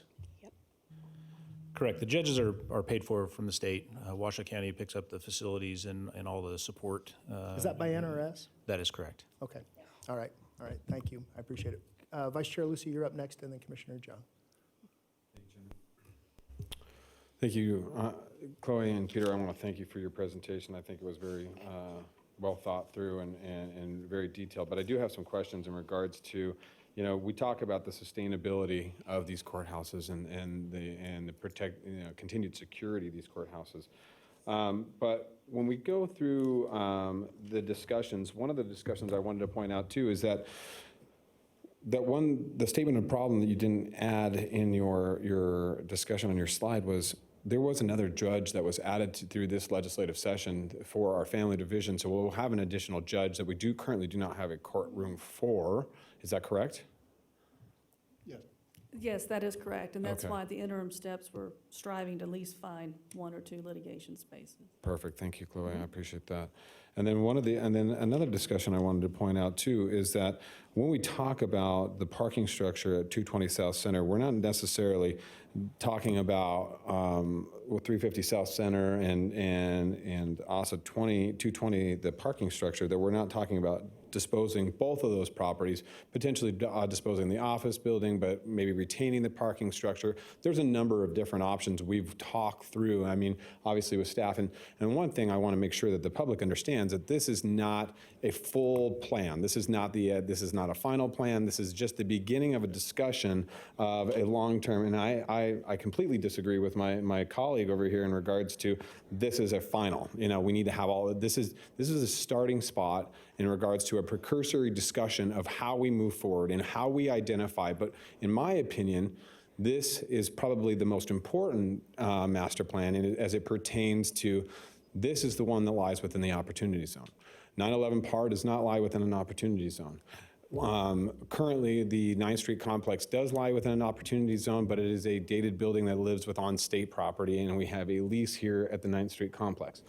That property that is currently within your master plan is owned by Washoe County and maintained by Washoe County and is funded by Washoe County, 100%.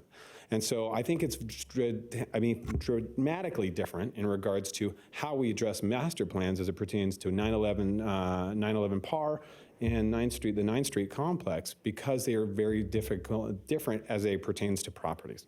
So I want to put that on the record. So this is a precursory discussion. I think it's important that we see these other master plans and what the needs are of the entire county as a whole. But right now, as that property is opportunity zone and as the clock is ticking, I think we need to start looking into those discussions.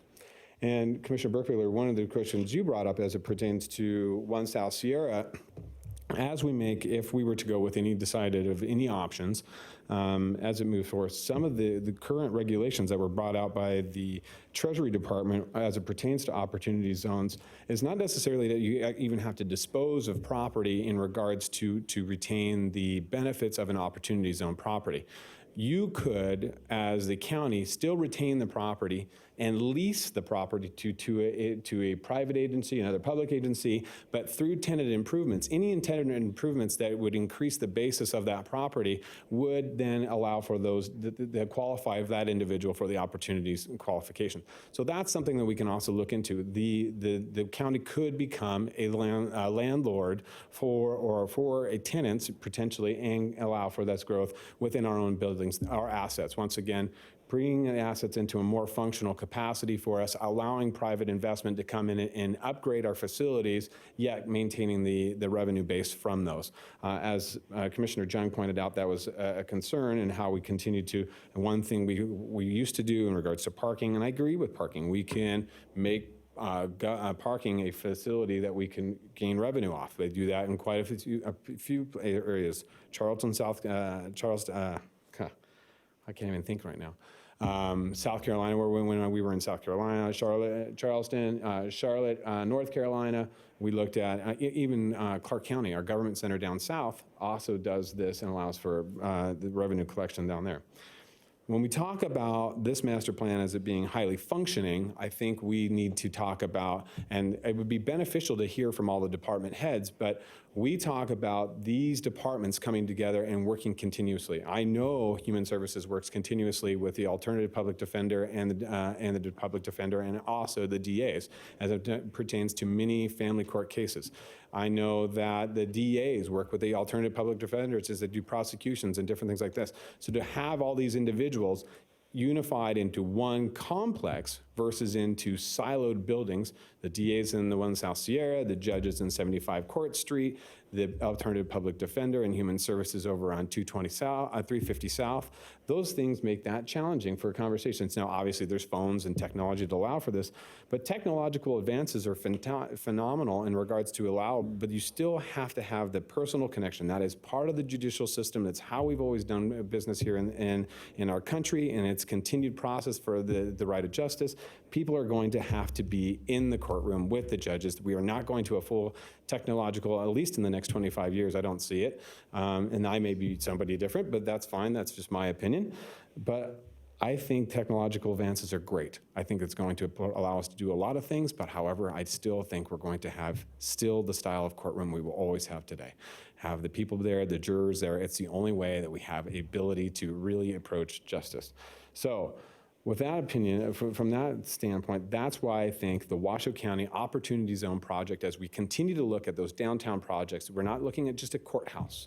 We're looking at a number of things. We're looking at a government center. We're looking at potential public-private investment. We're looking at continued evading of this siloed approach to things that we've always done and allowing ourselves to move forward into really a new avenue of doing things here. I mean, when you look at 1 South Sierra, it was built in 2006 and is already and I wanted to get to this, Peter, as you pointed out in your facility condition index, already in need. Obviously, the Mills Lane Tower is okay, but the North Tower is in a facility condition needs index. So this is my question to you, Peter.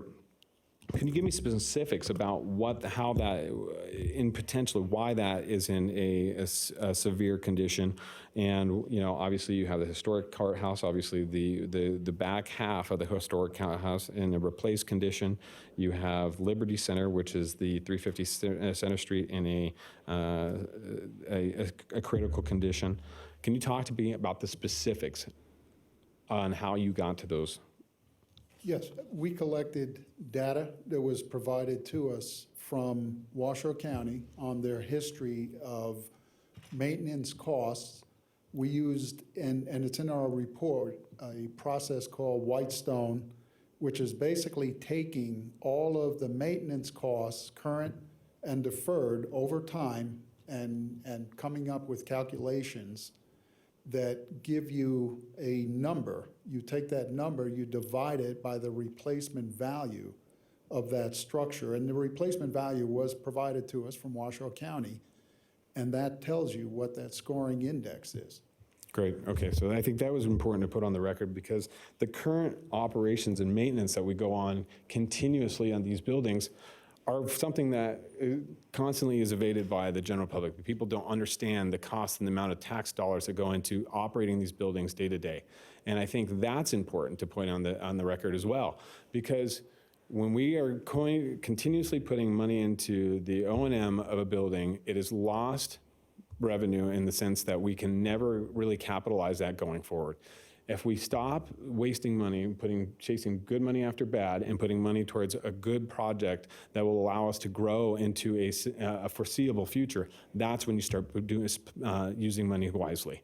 And so I think that's one of the things we want to talk about. So really what I would like to see is that, we talk about public safety. We talk about, continued efficiencies throughout the downtown corridor of all the Washoe County property. But the other thing you brought up, and I think this is a good thing to point out, is that we talk about open space in our downtown corridor. So many people have come in front of this board and said, we don't have enough open space. We don't have, abilities to have these beautiful downtown properties. Commissioner Jung just pointed out, we don't want to become any city downtown. We want to maintain our historic value.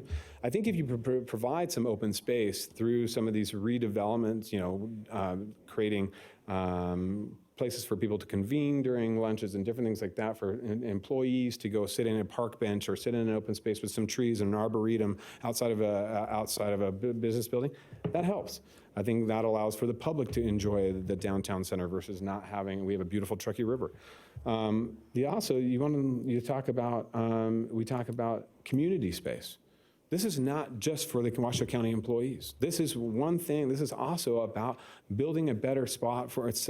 We have it right there: safe, secure, and healthy community. This is building a space for the community to recreate in, to utilize, to participate in, and be in a safe space consistently, instead of traveling on an elevator with a potential inmate or somebody who's accused. We have ability for ADA. Our current courthouse is not ADA compliant. We have a number of things that we have failed to do over the last time. And so we didn't create this problem, as I like to point out, but we'd like to be a part of the solution of fixing this problem and moving forward and start spending the tax dollars wisely. And that's why I would argue for this board to go and support, not just necessarily decide on an option today, but find that this precursory discussion about how we move forward is the best way to do this, and to start moving on this now and start working towards a positive direction now versus later, and continue to kick the can down the road and waste money on projects and buildings that are not efficient. Thank you, Mr. Chair. Thank you, Commissioner. Commissioner Jung, have you signed in again? Thank you.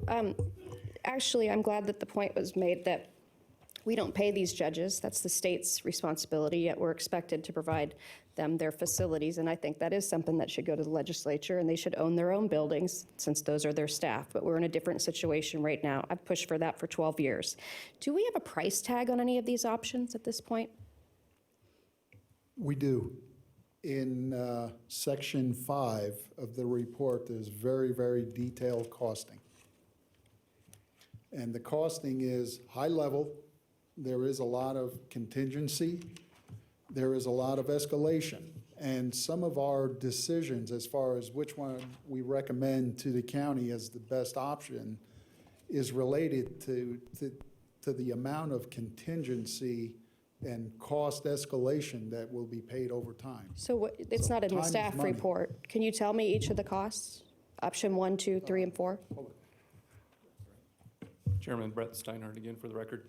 That cost report is in the overall master plan. This is a presentation, and there is an executive summary in your documentation. That overall master plan will be uploaded in a link that you will have access to. There's no cost in here for options 1, 2, 3, and 4. Understood. It's in the overall master plan report. Well, this is our staff report that we go off of. Can you say them off the top of your head or look them up? If I, No, we have. Mr. Solero, jump in. yeah, What was the intent of this? If I may jump in, so part of this is to identify the need. And one of the problems we run into when we start throwing costs out, and I will put the costs out, I'm not scared of that. We get put into a position where that number becomes the actual number that we've got to hold ourselves to. As the consultant has stated, there are contingencies, there are lots of things in these numbers. They have not been dealt with at any granular level. These are very high level, but the options range anywhere from $329 to $349 million. These are big numbers to do over a no. Just that's the range. One is not cheapest, 4 is not. What's that? A low of 329 and a high of 349? Closer to 392, I believe, is the higher end. Again, these are over a 20-year period. There's a lot of work that still needs to be done. We had to look at the cost, however, at this high level to make sure that we understood what the outcome is. But again, escalation, No, I get it, but I would like to have an estimate today of what, if we're going to pick out a 4. And if you are saying here on the record it's only a $70 million difference between option 1 and option 4, that's de minimis at that point. Yeah, and I don't know, Peter, if you've got the actual numbers for each. I do, I have the numbers, and I can start. I don't know why you would give us a staff report with no numbers, though. You have to know the numbers, Again, 1 this through was 4. right, but again, this was a discussion around identifying that a need exists and what the needs are and possible ways to get to an end result. So again, I have done this work for Washoe County for an awful long time, and when we throw a number on something, everybody seems to remember that number, right, wrong, or They have indifferent. every right to know that number. Absolutely, but we're still at a very high level I get it, review, and that's but why if we're picking between options financing today, and I'd like to see the dollar sign and that's next to fine. it. Okay, so starting option 1, the interim steps, $82,290,000. Large-scale development, $330 million. Is that still with 1? That's option 1. So can you roll it up to the bottom line? I'm gonna, do you want me to Add it just up. go right to? Yeah. So the total for option 1, $412,878,000. Of that, we estimate $52 million is just escalation costs, Okay. okay? Option 2, the interim steps is 51, almost 52 million. The large-scale development, 330 million, 500,000. Total costs, 382 million, 514,000. Escalation costs, 48.3 million. Option 3, the interim steps, 42,452,000. Large-scale development, 330,600,000. Total costs, 375 million, and 47.5 million is escalation. Option 4, interim steps is about 1.5 million. Large-scale development, 408 million. Total costs, 409 million, and 41 million is escalation costs. So the difference between option 1 and option 4 is approximately $4 million? Yeah, about And 4 option million. 4 is the one that is the most extensive and the best? value The best for the value. county. Okay, so there's not a whole lot of delta here There's not a tremendous amount. of what you can get done, and, okay, that helps me a lot. 70 million. The only thing is, I'd like to know the numbers for the other 2 master plans. But at this point, I mean, I don't know how much we need this. I don't know where it fits in all of our priorities today. But at this point, option 4 has no problem for me, but that is contingent on seeing what the other, I can't make a vote today when I haven't seen anything else. But I think that your delta is so tiny, there's not much to talk about here when we're getting to finance that much money at this point. Another question I have, any of this that we're dreaming about today, would we have to go before the Reno City Council for variances, permits, easements, The short answer is yes. sewer? Okay, so I think it's a good idea that the city of Reno is involved in this, Yeah. and that it aligns with their sustainability plan, which is their hallmark of their envisioning their city. I don't know if that means going before the city council, but I think it should be, at least at the staff higher level, a discussion of, does this fit with the way you were looking to grow and accelerate and improve? I think that is, I would demand it if I was on the city council, because I have to be the one that issues you all of these permitting, and I'd rather be in a good relationship that we're building together rather than one that we're imposing our will to their downtown. That's their job, to grow that downtown and to make that downtown more lovely than it is today. So yeah, I'm not going to vote on this today, but the delta, I think, is a good place to start when you're talking to taxpayers about this. What's the difference? There's not much difference, and you're achieving what I believe may be what we need to do. I'm not sure. I haven't done enough of a deep dive into what the justice system is going to look like, and how much buildings are going to be an important part of government, even in the near future. We have a lot of empty space here now, and could have a whole lot more if we did a lot more telecommuting, which is what this next generation of employees are going to demand, so especially to work at a county job. So I won't support it, but it's not because I don't believe that this isn't a great idea. I just need more information, and I need the city partnership to see maybe where would they like to put their justice facilities. Maybe they could be paying us to help create their building needs. Because I'm sure if we're in this situation, they must be in a situation equally unprotected, unsafe, parking issues, which they deal with all the time downtown, even with buying their own parking garage. So, thank you.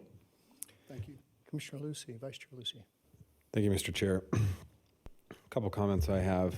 You know, I do know that the city of Reno has been contacted. I know that at the staff level that they have been involved in the discussions as it pertains to parking specifically, but also the grander master plan. I know Manager Slaughter and I had multiple conversations with Manager Newby and staff down there at different times in regards to that. I know Ms. Thomas has reached out to Bill Thomas to figure out some different processes forward. And so I think there is that discussion on the staff level. You know, the other discussion that we, you know, and really as in the staff report, we're talking about really acknowledging the master plan update that's provided by the consultants today, but really provide direction about how we explore financing based upon the strategies. And I think not necessarily honing in on the number, but talking about, okay, we've got an idea of a necessary need in the downtown as it pertains to the courthouse and some of our judicial properties downtown. And we've now been approached by a multitude of developers that have been interested in addressing P3 projects and opportunities projects, zone projects in the downtown area, which would be of ultimate benefit of everybody. And I think as that conversation continues to grow, we've got developers over here that are interested. We've got a need but one thing that we're missing is the funding piece. And that is how we move forward, whether it's a P3 project, whether it's, you know, a direct bonding based upon GO bonds from here, GenRev bonds here. How do we go about doing that? And I think that's really what we need to give staff direction upon, is to explore some of those options. What does a funding look like as it pertains to this? Is there, and are there taxes? Are there different things that we can reassess and reorganize specifically to fund projects like this?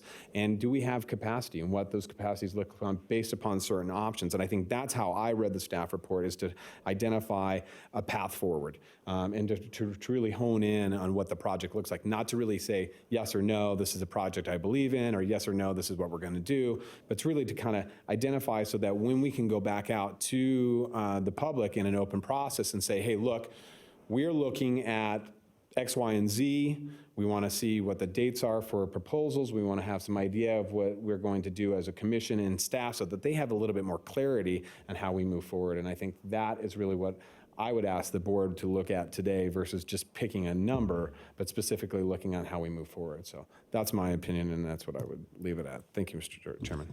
Thank you, Commissioner Lucy. And before you jump in, Commissioner Burke-Bigler, on that note, I took it more as identifying what our current requirements are, what our future needs are, and then how does the public-private process fit back into that. And that's where we get the city of Reno involved, where we look at the, what does the facility actually look like? But I think where we are now is identifying what our current and future needs are, and then we move forward from there. Commissioner Burke-Bigler. Thank you, Mr. Chair. I appreciate that.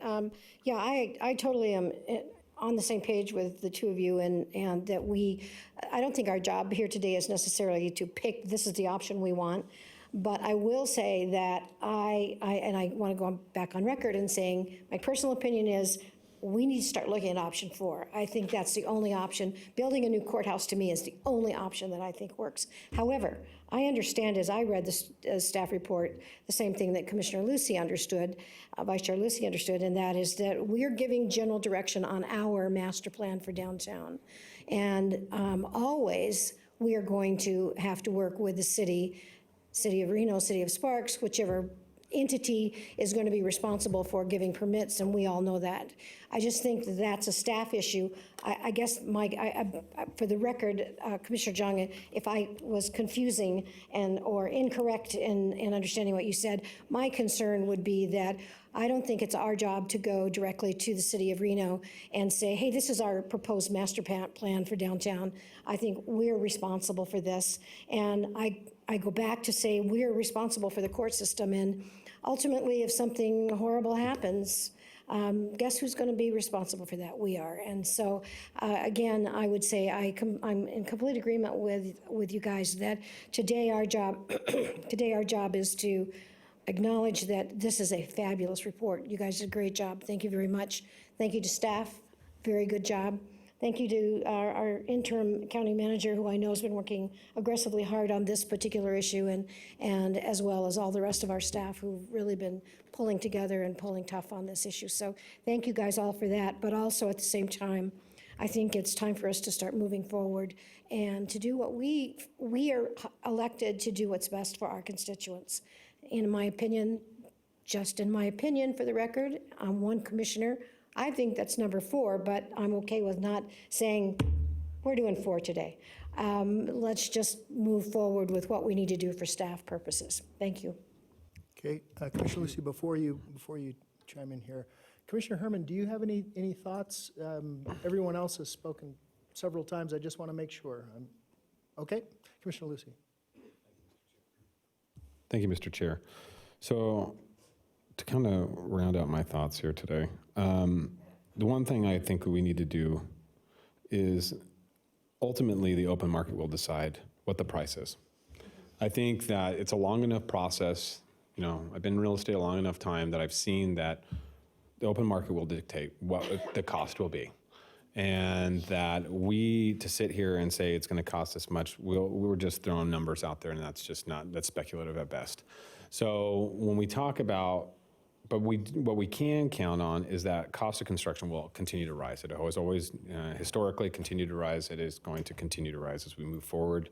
So the sooner we can move forward on projects and to identify what those needs are, I think that saves us money in the long run.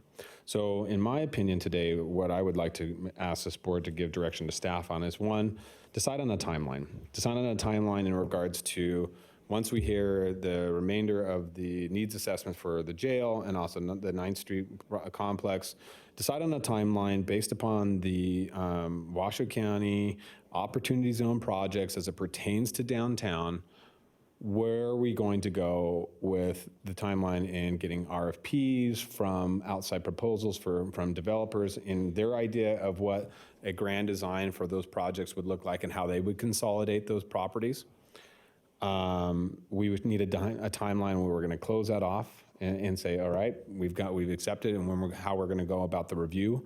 Then we would also need to decide upon how we're going to judge and consider and ask direct staff to kind of rate any development that comes in and how it would truly address the needs based upon that has been provided to us through the assessments.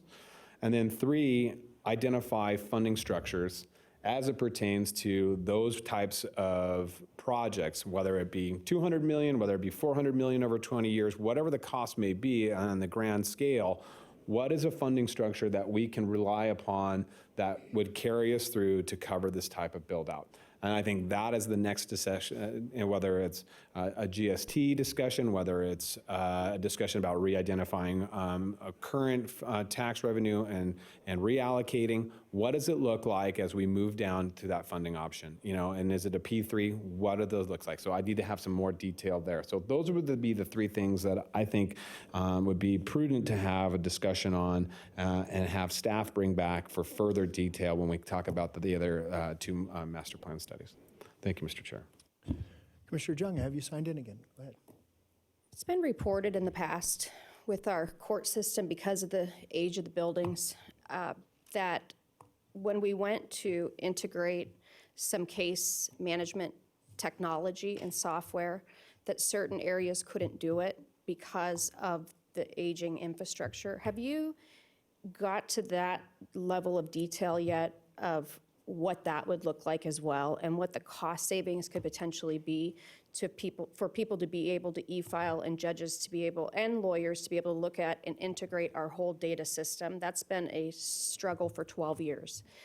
Are you at that point yet, or is that something you would bring back, or the departments would bring back as part of their capital improvement plan to seamlessly integrate us technologically with all the courts? And I think it's just us that have a problem because of our software and the licensing and some of the facility issues with putting Ethernet, et cetera, through it.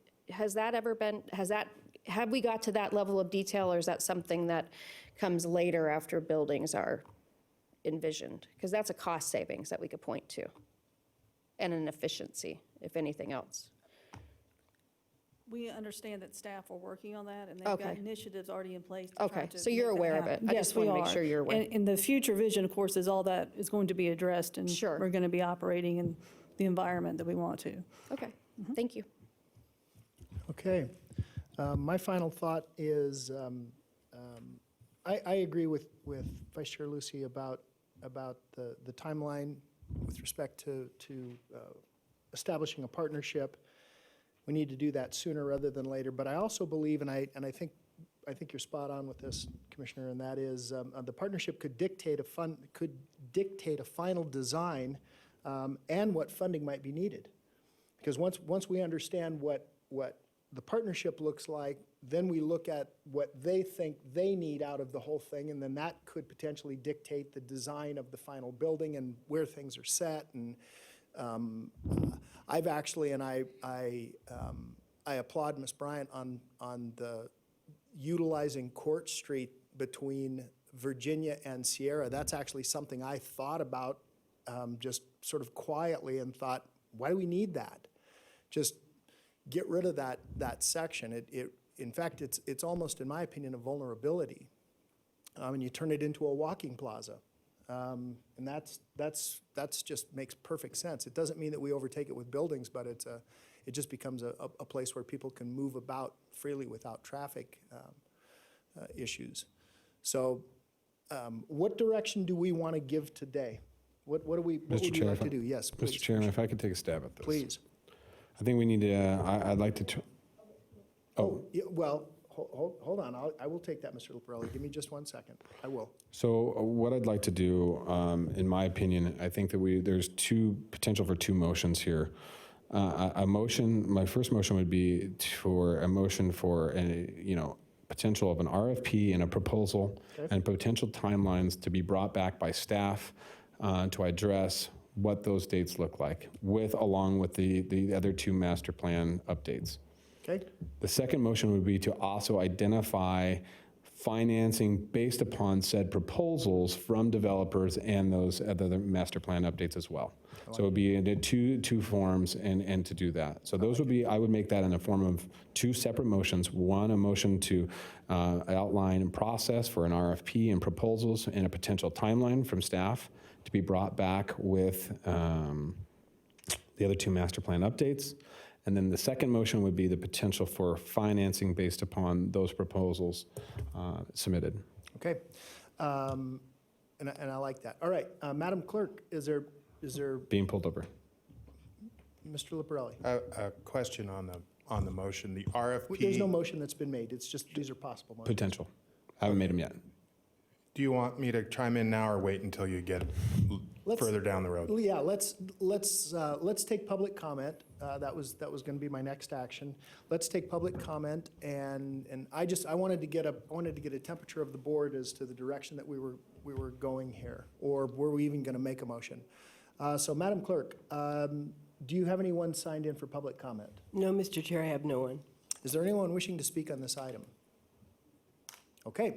All right, I will close public comment, bring it back to the board. Mr. Luparelli, go ahead. Give us some direction, if you would, sir. Mr. Chairman, I guess if you're going to entertain a motion later, maybe it's better for me to wait until you're at that stage. We're going to do that now. No. There's potential. I haven't done anything yet. Those were his thoughts. That's what I took from that. Yes, That that's was not true. based in the form of a motion. So this is a direction to staff type of an item. The board is asking for what it wants to see coming back to the board for later concrete for later concrete action. So an RFP for services on what? For master planning services for the other campuses, an RFP for development of option 4, based on this presentation. I think for the staff to know what it's supposed to do, it needs to understand, at least from my listening to the motion, an RFP for what? A little bit more detail on that. Okay. So, Go ahead, Commissioner. okay, thank you, Mr. Chair. So I'll make this in the form of a motion. I make a motion that we request that staff bring back an RFP process and proposal potential timeline for option 4 to identify within the Washoe County Opportunity Zone project. I make that in the form of a motion. Okay. So Is that, is, is that clear enough, Mr. Liparelli? yeah, that's my question. Thank you. Is that sufficient? This is where people get frustrated with lawyers because we hear words and we place meaning on them. Are you suggesting that you're pedantic? I'll have to look that one up. Typically, RFPs are used when you kind of already know the scope of work and you're asking bidders to bring you back proposals on what you've already decided you want to do. If the option 4 plan looks good, that's great, but there are a lot of elements to option 4. There are pieces that involve renovating existing buildings. There are pieces that involve parceling property differently, abandoning streets, building new projects, potentially getting other governmental approvals. So it's hard to understand what the board's asking for in the next step.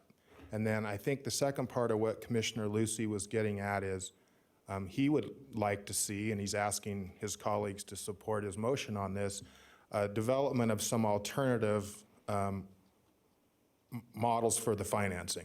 Are we going to do a straight up design bid build, go ask the voters for bond approval, and impose a new tax? Are we going to look at alternative tax sources that are already authorized, like the supplemental GST?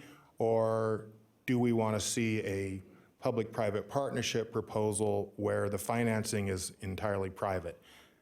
I think you might be asking for some more information about that, so you're in a better position to decide how these things are going to get funded. But I'm not sure if you asked for all of that or not. Those options come to my mind, but there may be others. So I haven't got that far yet, Mr. Liparelli. But so what I would go, so I would amend my motion then, based upon discussion with council, is that I would make the motion that we just ask for proposals and get staff to bring us back proposals and a potential timeline without an RFP, based upon the discussion of option 4. So some more clarity to how we move forward with option 4, to Mr. Liparelli's point, because it has the complex nature of other governmental approval, some potential, parceling of projects, some different things that are more of the steps required versus just so let me see if I can clean this up. This is complex at best here. So I would make a motion that staff bring back potential steps for entertaining proposals and a potential timeline and needs necessary to move forward with option 4 as it pertains to the Washoe County Opportunity Zone project. Okay, Does that sound better, Secretary? So the only thing that I want to sort of insert and make sure that this is just, and maybe it's already in there, maybe it's in the soup already, and I just don't know it's there. How the partnership, the public-private partnership. I haven't gotten there yet. I'll do that in a second. That's the next one? That's Okay. the second one. Okay. That's doing it. Okay, then I'll. So that's down. just, so that's, if we could entertain that, if we take a call on that vote, Okay. Mr. Chair. Okay, so I have a motion by Commissioner Lucy, I have a second by Commissioner Burke-Bigelow. Madam Clerk, do you understand the motion? I actually do not, Mr. Chair, but we're going to type it as exactly as it was Okay. said All right. last time through. Okay. Staff, Mr. Solero, and I don't know who else is involved in this. Does staff understand what the direction that we're giving? I believe I've got it clear in my mind on what you're looking for. Okay. As far as action steps to be brought forward for the board for actual action. Okay. So. I just want there to be Good. clarity here. Great. Okay. All right, so we have a motion, we have a second discussion. Is there any discussion, commissioners? Commissioner Jung? I don't think I understand it. So are we asking for an RFP or not asking for an RFP? No, I don't understand. Can this clerk please repeat the motion? We didn't capture it. As I indicated to the chair, I did not catch it. I wasn't sure I understood it, so we're going to have to listen. And I don't have a way to play it back for you. Mr. Commissioner Jung, if I can try to give you some clarification. So my direction was for staff to bring about options for potential proposals submitted from the outside public, potential timelines, and what is steps necessary to So go we're forward with option anticipating 4. proposals coming forward? We already have proposals coming forward, but we need to know how to address those. So I'd like to see how staff is going to I've propose. never seen the proposals. They've Mr. been Solaro, have I submitted. seen There the has proposals? We have not actually received formal proposals No. to this board. So, Commissioner Lucy, if I may, so this is essentially, you want us to bring back an implementation strategy, recommended options for implementation of option number 4. Correct. To include timelines and potential options for you to decide on what the best action of this board would be. I think I fully understand what it Yes. is you're looking for. Thank you This for is not an articulating that much better. RFP, but this is a potential of optional strategies that you can choose from to move forward with potential of option 4. Would that come before or after we hear the other 2 master plans? That, in my opinion, that should come after we've heard the other action plans. It could be at the same meeting, however, an understanding of all of the other things that Washoe County has seen, Yeah, and that was what or my at least motion was. we know are out there for us to So we will hear prioritize. the other 2 needs before we ever consider what these options are. Correct. That's the motion. Okay, I can support that motion. Okay, and Mr. Solero, from my perspective, and I don't know whether Commissioner Lucy articulated this, but from my perspective, I want to know what the steps are. How do we basically cross the chasm? Okay? All right, so we have a motion, we have a second. Any other discussion, commissioners? Seeing none, all those in favor, please signify by saying aye. Aye. Are there any opposed? I believe motion carries unanimously. Please affirm your votes. Commissioner, sorry, thank you. Okay, motion carries unanimously. Commissioner Lucy. Okay, thank you, Mr. Chair. So, in a second form, my second motion would be, is for staff to bring back potential financing options based upon proposal, or based upon option 4, and how we would move forward with public-private partnerships, current revenue structures that we have, and anything pertaining to potential of bringing option 4 to fruition. And from my perspective, Commissioner, before we get a second, would that also include how those 3P processes would potentially change the final design? Yes. Would that include for the other 2 master plans, or are you envisioning this one because it is in an opportunity zone and we haven't identified opportunity zones for the other 2? I think the way I had addressed is that this is one just specifically for the opportunity Okay. zones. So we want a financing plan that would use the land that is identified for investors I can support that. Yes. Okay. Are you seconding it? I second that. Okay. Okay. I have a motion by Commissioner Lucy, second by Commissioner Jung. Commissioners, is there any other discussion? Seeing none, does everyone understand the motion? Public comment. Public comment. I'm sorry. Mr. Liparelli? We did public comment on item number 7 already, and we had none. Didn't we take public comment? Yeah. Do we have to take public comment on each motion? Mr. Chairman, I'm just making sure that Okay. you've asked for public comment because you've got another motion now. Okay. and I thought we were that may still on the lead to- same item. Okay. It is the same item, but you're making two motions under item number 7. Okay. All right. We have a motion by Commissioner Lucy, second by Commissioner Jung. Madam Clerk, is there any public comment signed in? No, sir. Okay. Is there anyone wishing to speak on this item? I will close public comment. Commissioners, any other discussion? Seeing none, all those in favor, please signify by saying aye. Aye. Are there any opposed? I believe motion carries unanimously. Please affirm your votes. It does. Okay. Have we thoroughly muddied the water? I think so. Done a good All job. right. All right, good. Okay. Thank you, everyone. Thank you, staff. Thank you, consultants. Thank you all for your time. We Appreciate it. appreciate the hard work. Thank you. Mr. Chairman, Commissioner Lucy, are I we, would, at a time, this time, I'd like to put in a form of the remainder of our agenda into a block vote. So I would recommend in a form of a motion that we block vote items 8, 9, and 10. okay? Okay, I have a motion from Commissioner Lucy to block vote items, I can do this, 8, 9, and 10. So I have a motion and a second. Madam Clerk, Mr.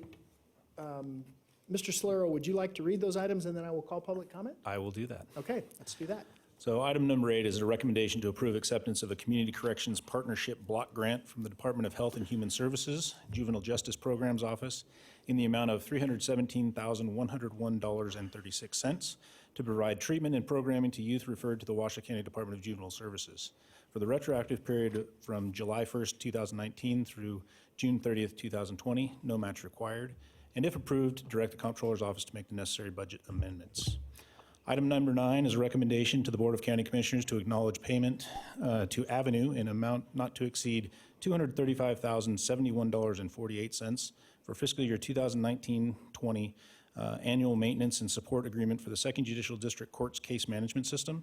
The Second Judicial District Court will continue to pay for the contract through June 30th, 2024 from Cost Center 120121, Services and Supplies. Item number 10 is a recommendation to approve the forensic support services agreements between Washoe County on behalf of the Washoe County Sheriff's Office and various local law enforcement agencies. The Board of Regents in the amount of $15,658. Churchill County Sheriff's Office, $44,177. Elko County Sheriff's Office, $65,384. Elko Police Department, $88,914.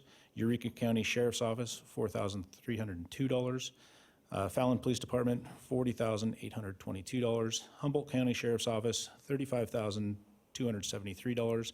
Lander County Sheriff's Office, $6,883. Lyon County Sheriff's Office, $109,261. Nevada Department of Wildlife in the amount of $1,500. Pershing County Sheriff's Office, $24,949. Reno Tahoe Airport Authority, $3,914. Story County Sheriff's Office, $22,368. Walker River Paiute Tribal Police Department, $3,000. Washoe County School District Police Department, $31,316. West Wendover Police Department, $36,133. White Pine County Sheriff's Office, $21,809. Winnemucca Police Department, $45,597. Yerington Police Department, $3,000 for forensic laboratory analysis service fees for the retroactive term July 1st, 2019 through June 30th, 2020, with a total income of $604,260. Thank you, Mr. Solero. So we do have a motion, we do have a second. Madam Clerk, and we have read the items. Would you please call public comment? Certainly, Mr. Chairman. We have one person who has signed in for all 3 block items, Ms. Elise Weatherly.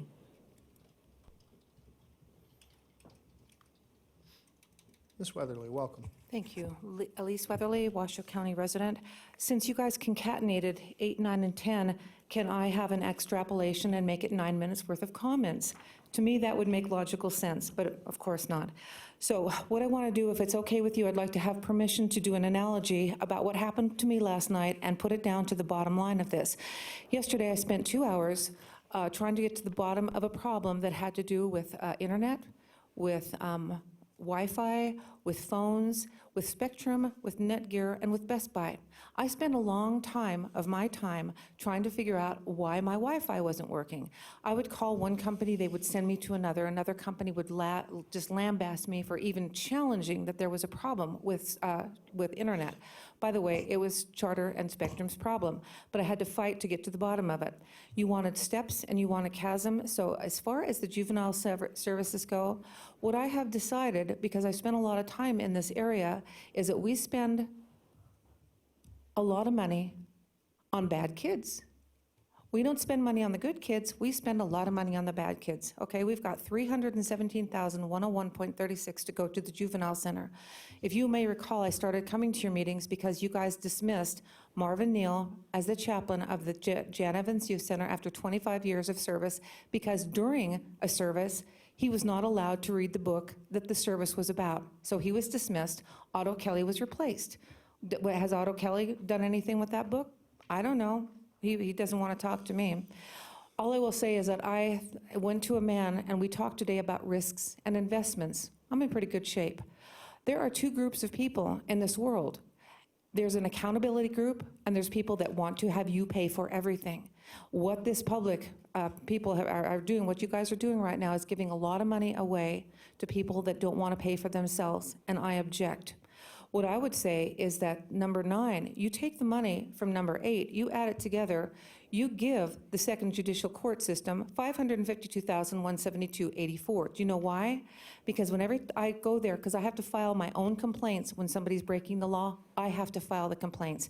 They help me. Elizabeth from the help desk, she helps me. Chad from the help desk, he helps me. The child support people, they help me. The small claims mediator, they help me. The ladies on the third floor, they help me. I go in there and they give me a break. Travis Lucia, he helps me. But what we do in these other areas is that we give the money away to people that don't deserve it. Let's stop it. Let's give more to White Pine for the forensic, by the way, because they have some really big criminals there. I don't care how small the county is. There's a lot of stuff going on in White Pine. How do I know all this? I've experienced it all. I researched it. I lived in White Pine. I went to the Child Support Division. I went to the Jan Evans Youth Center. I know what's going on. But David Salerno, he doesn't want to talk to me. Thank you. Thank you, Ms. Weatherly. Madam Clerk, is there anyone else? No, sir. Okay. Is there anyone else wishing to speak? Seeing none, I will close public comment. We have a motion by Vice Chair Lucy, second by Commissioner Burke-Bigler for those 3 items on our agenda. I can do this. Please signify by saying aye. All those in favor? Aye. Any opposed? And would you cast your vote on your screen, please? Thank you.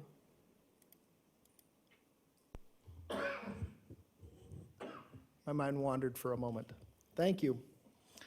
Okay, Mr. Manager, it's that kind of day, isn't it, Commissioner Burke-Bigler? We are at item 11, the need for a possible closed session. We do have a need today for a closed session with Truckee Meadows Fire Protection District for labor negotiations. Okay. Mr. Liparelli, we don't have to go into recess, do we, for that? Mr. Chairman, I would recommend that you accept a motion to go into a closed session. Okay. That you will do after you recess this portion of the Okay, meeting. all right, we do need that, okay. Okay, so I have a motion and a second.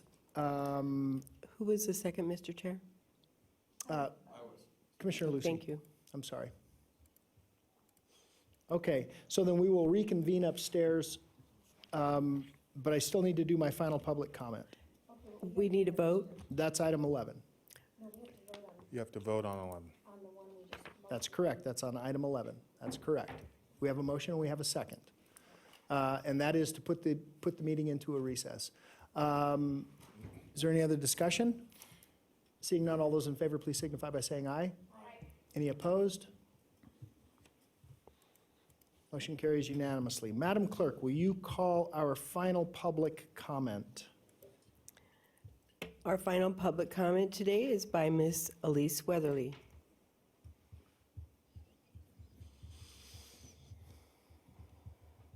Elise Weatherly, Washoe County resident. What I will say in investigating all of these things is that for the most part, I would say that nobody wants to hear what the likes of the public wants to say. Like Mr. Solero, would you have liked to have heard my assessment of your SAP system and how I would have replaced it with something else? How about accounting? How about the Jan Evans Youth Center and the person that's in charge of it? How about politician Skip Daly, that when he ran against Jill Dickman, did you see what he did to her? Did you see that he took a picture of her face and he ripped it to pieces as much as he could? Do you think the rest of us would like to run for public office if we knew that that was what was going to happen to us? We don't want that, but we still have to put up with it, and I thank you guys for doing that. What I would say is when we're running for office, what I would like is a picture of the heart.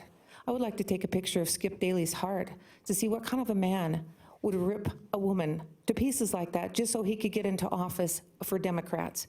What I will say is Barack Obama.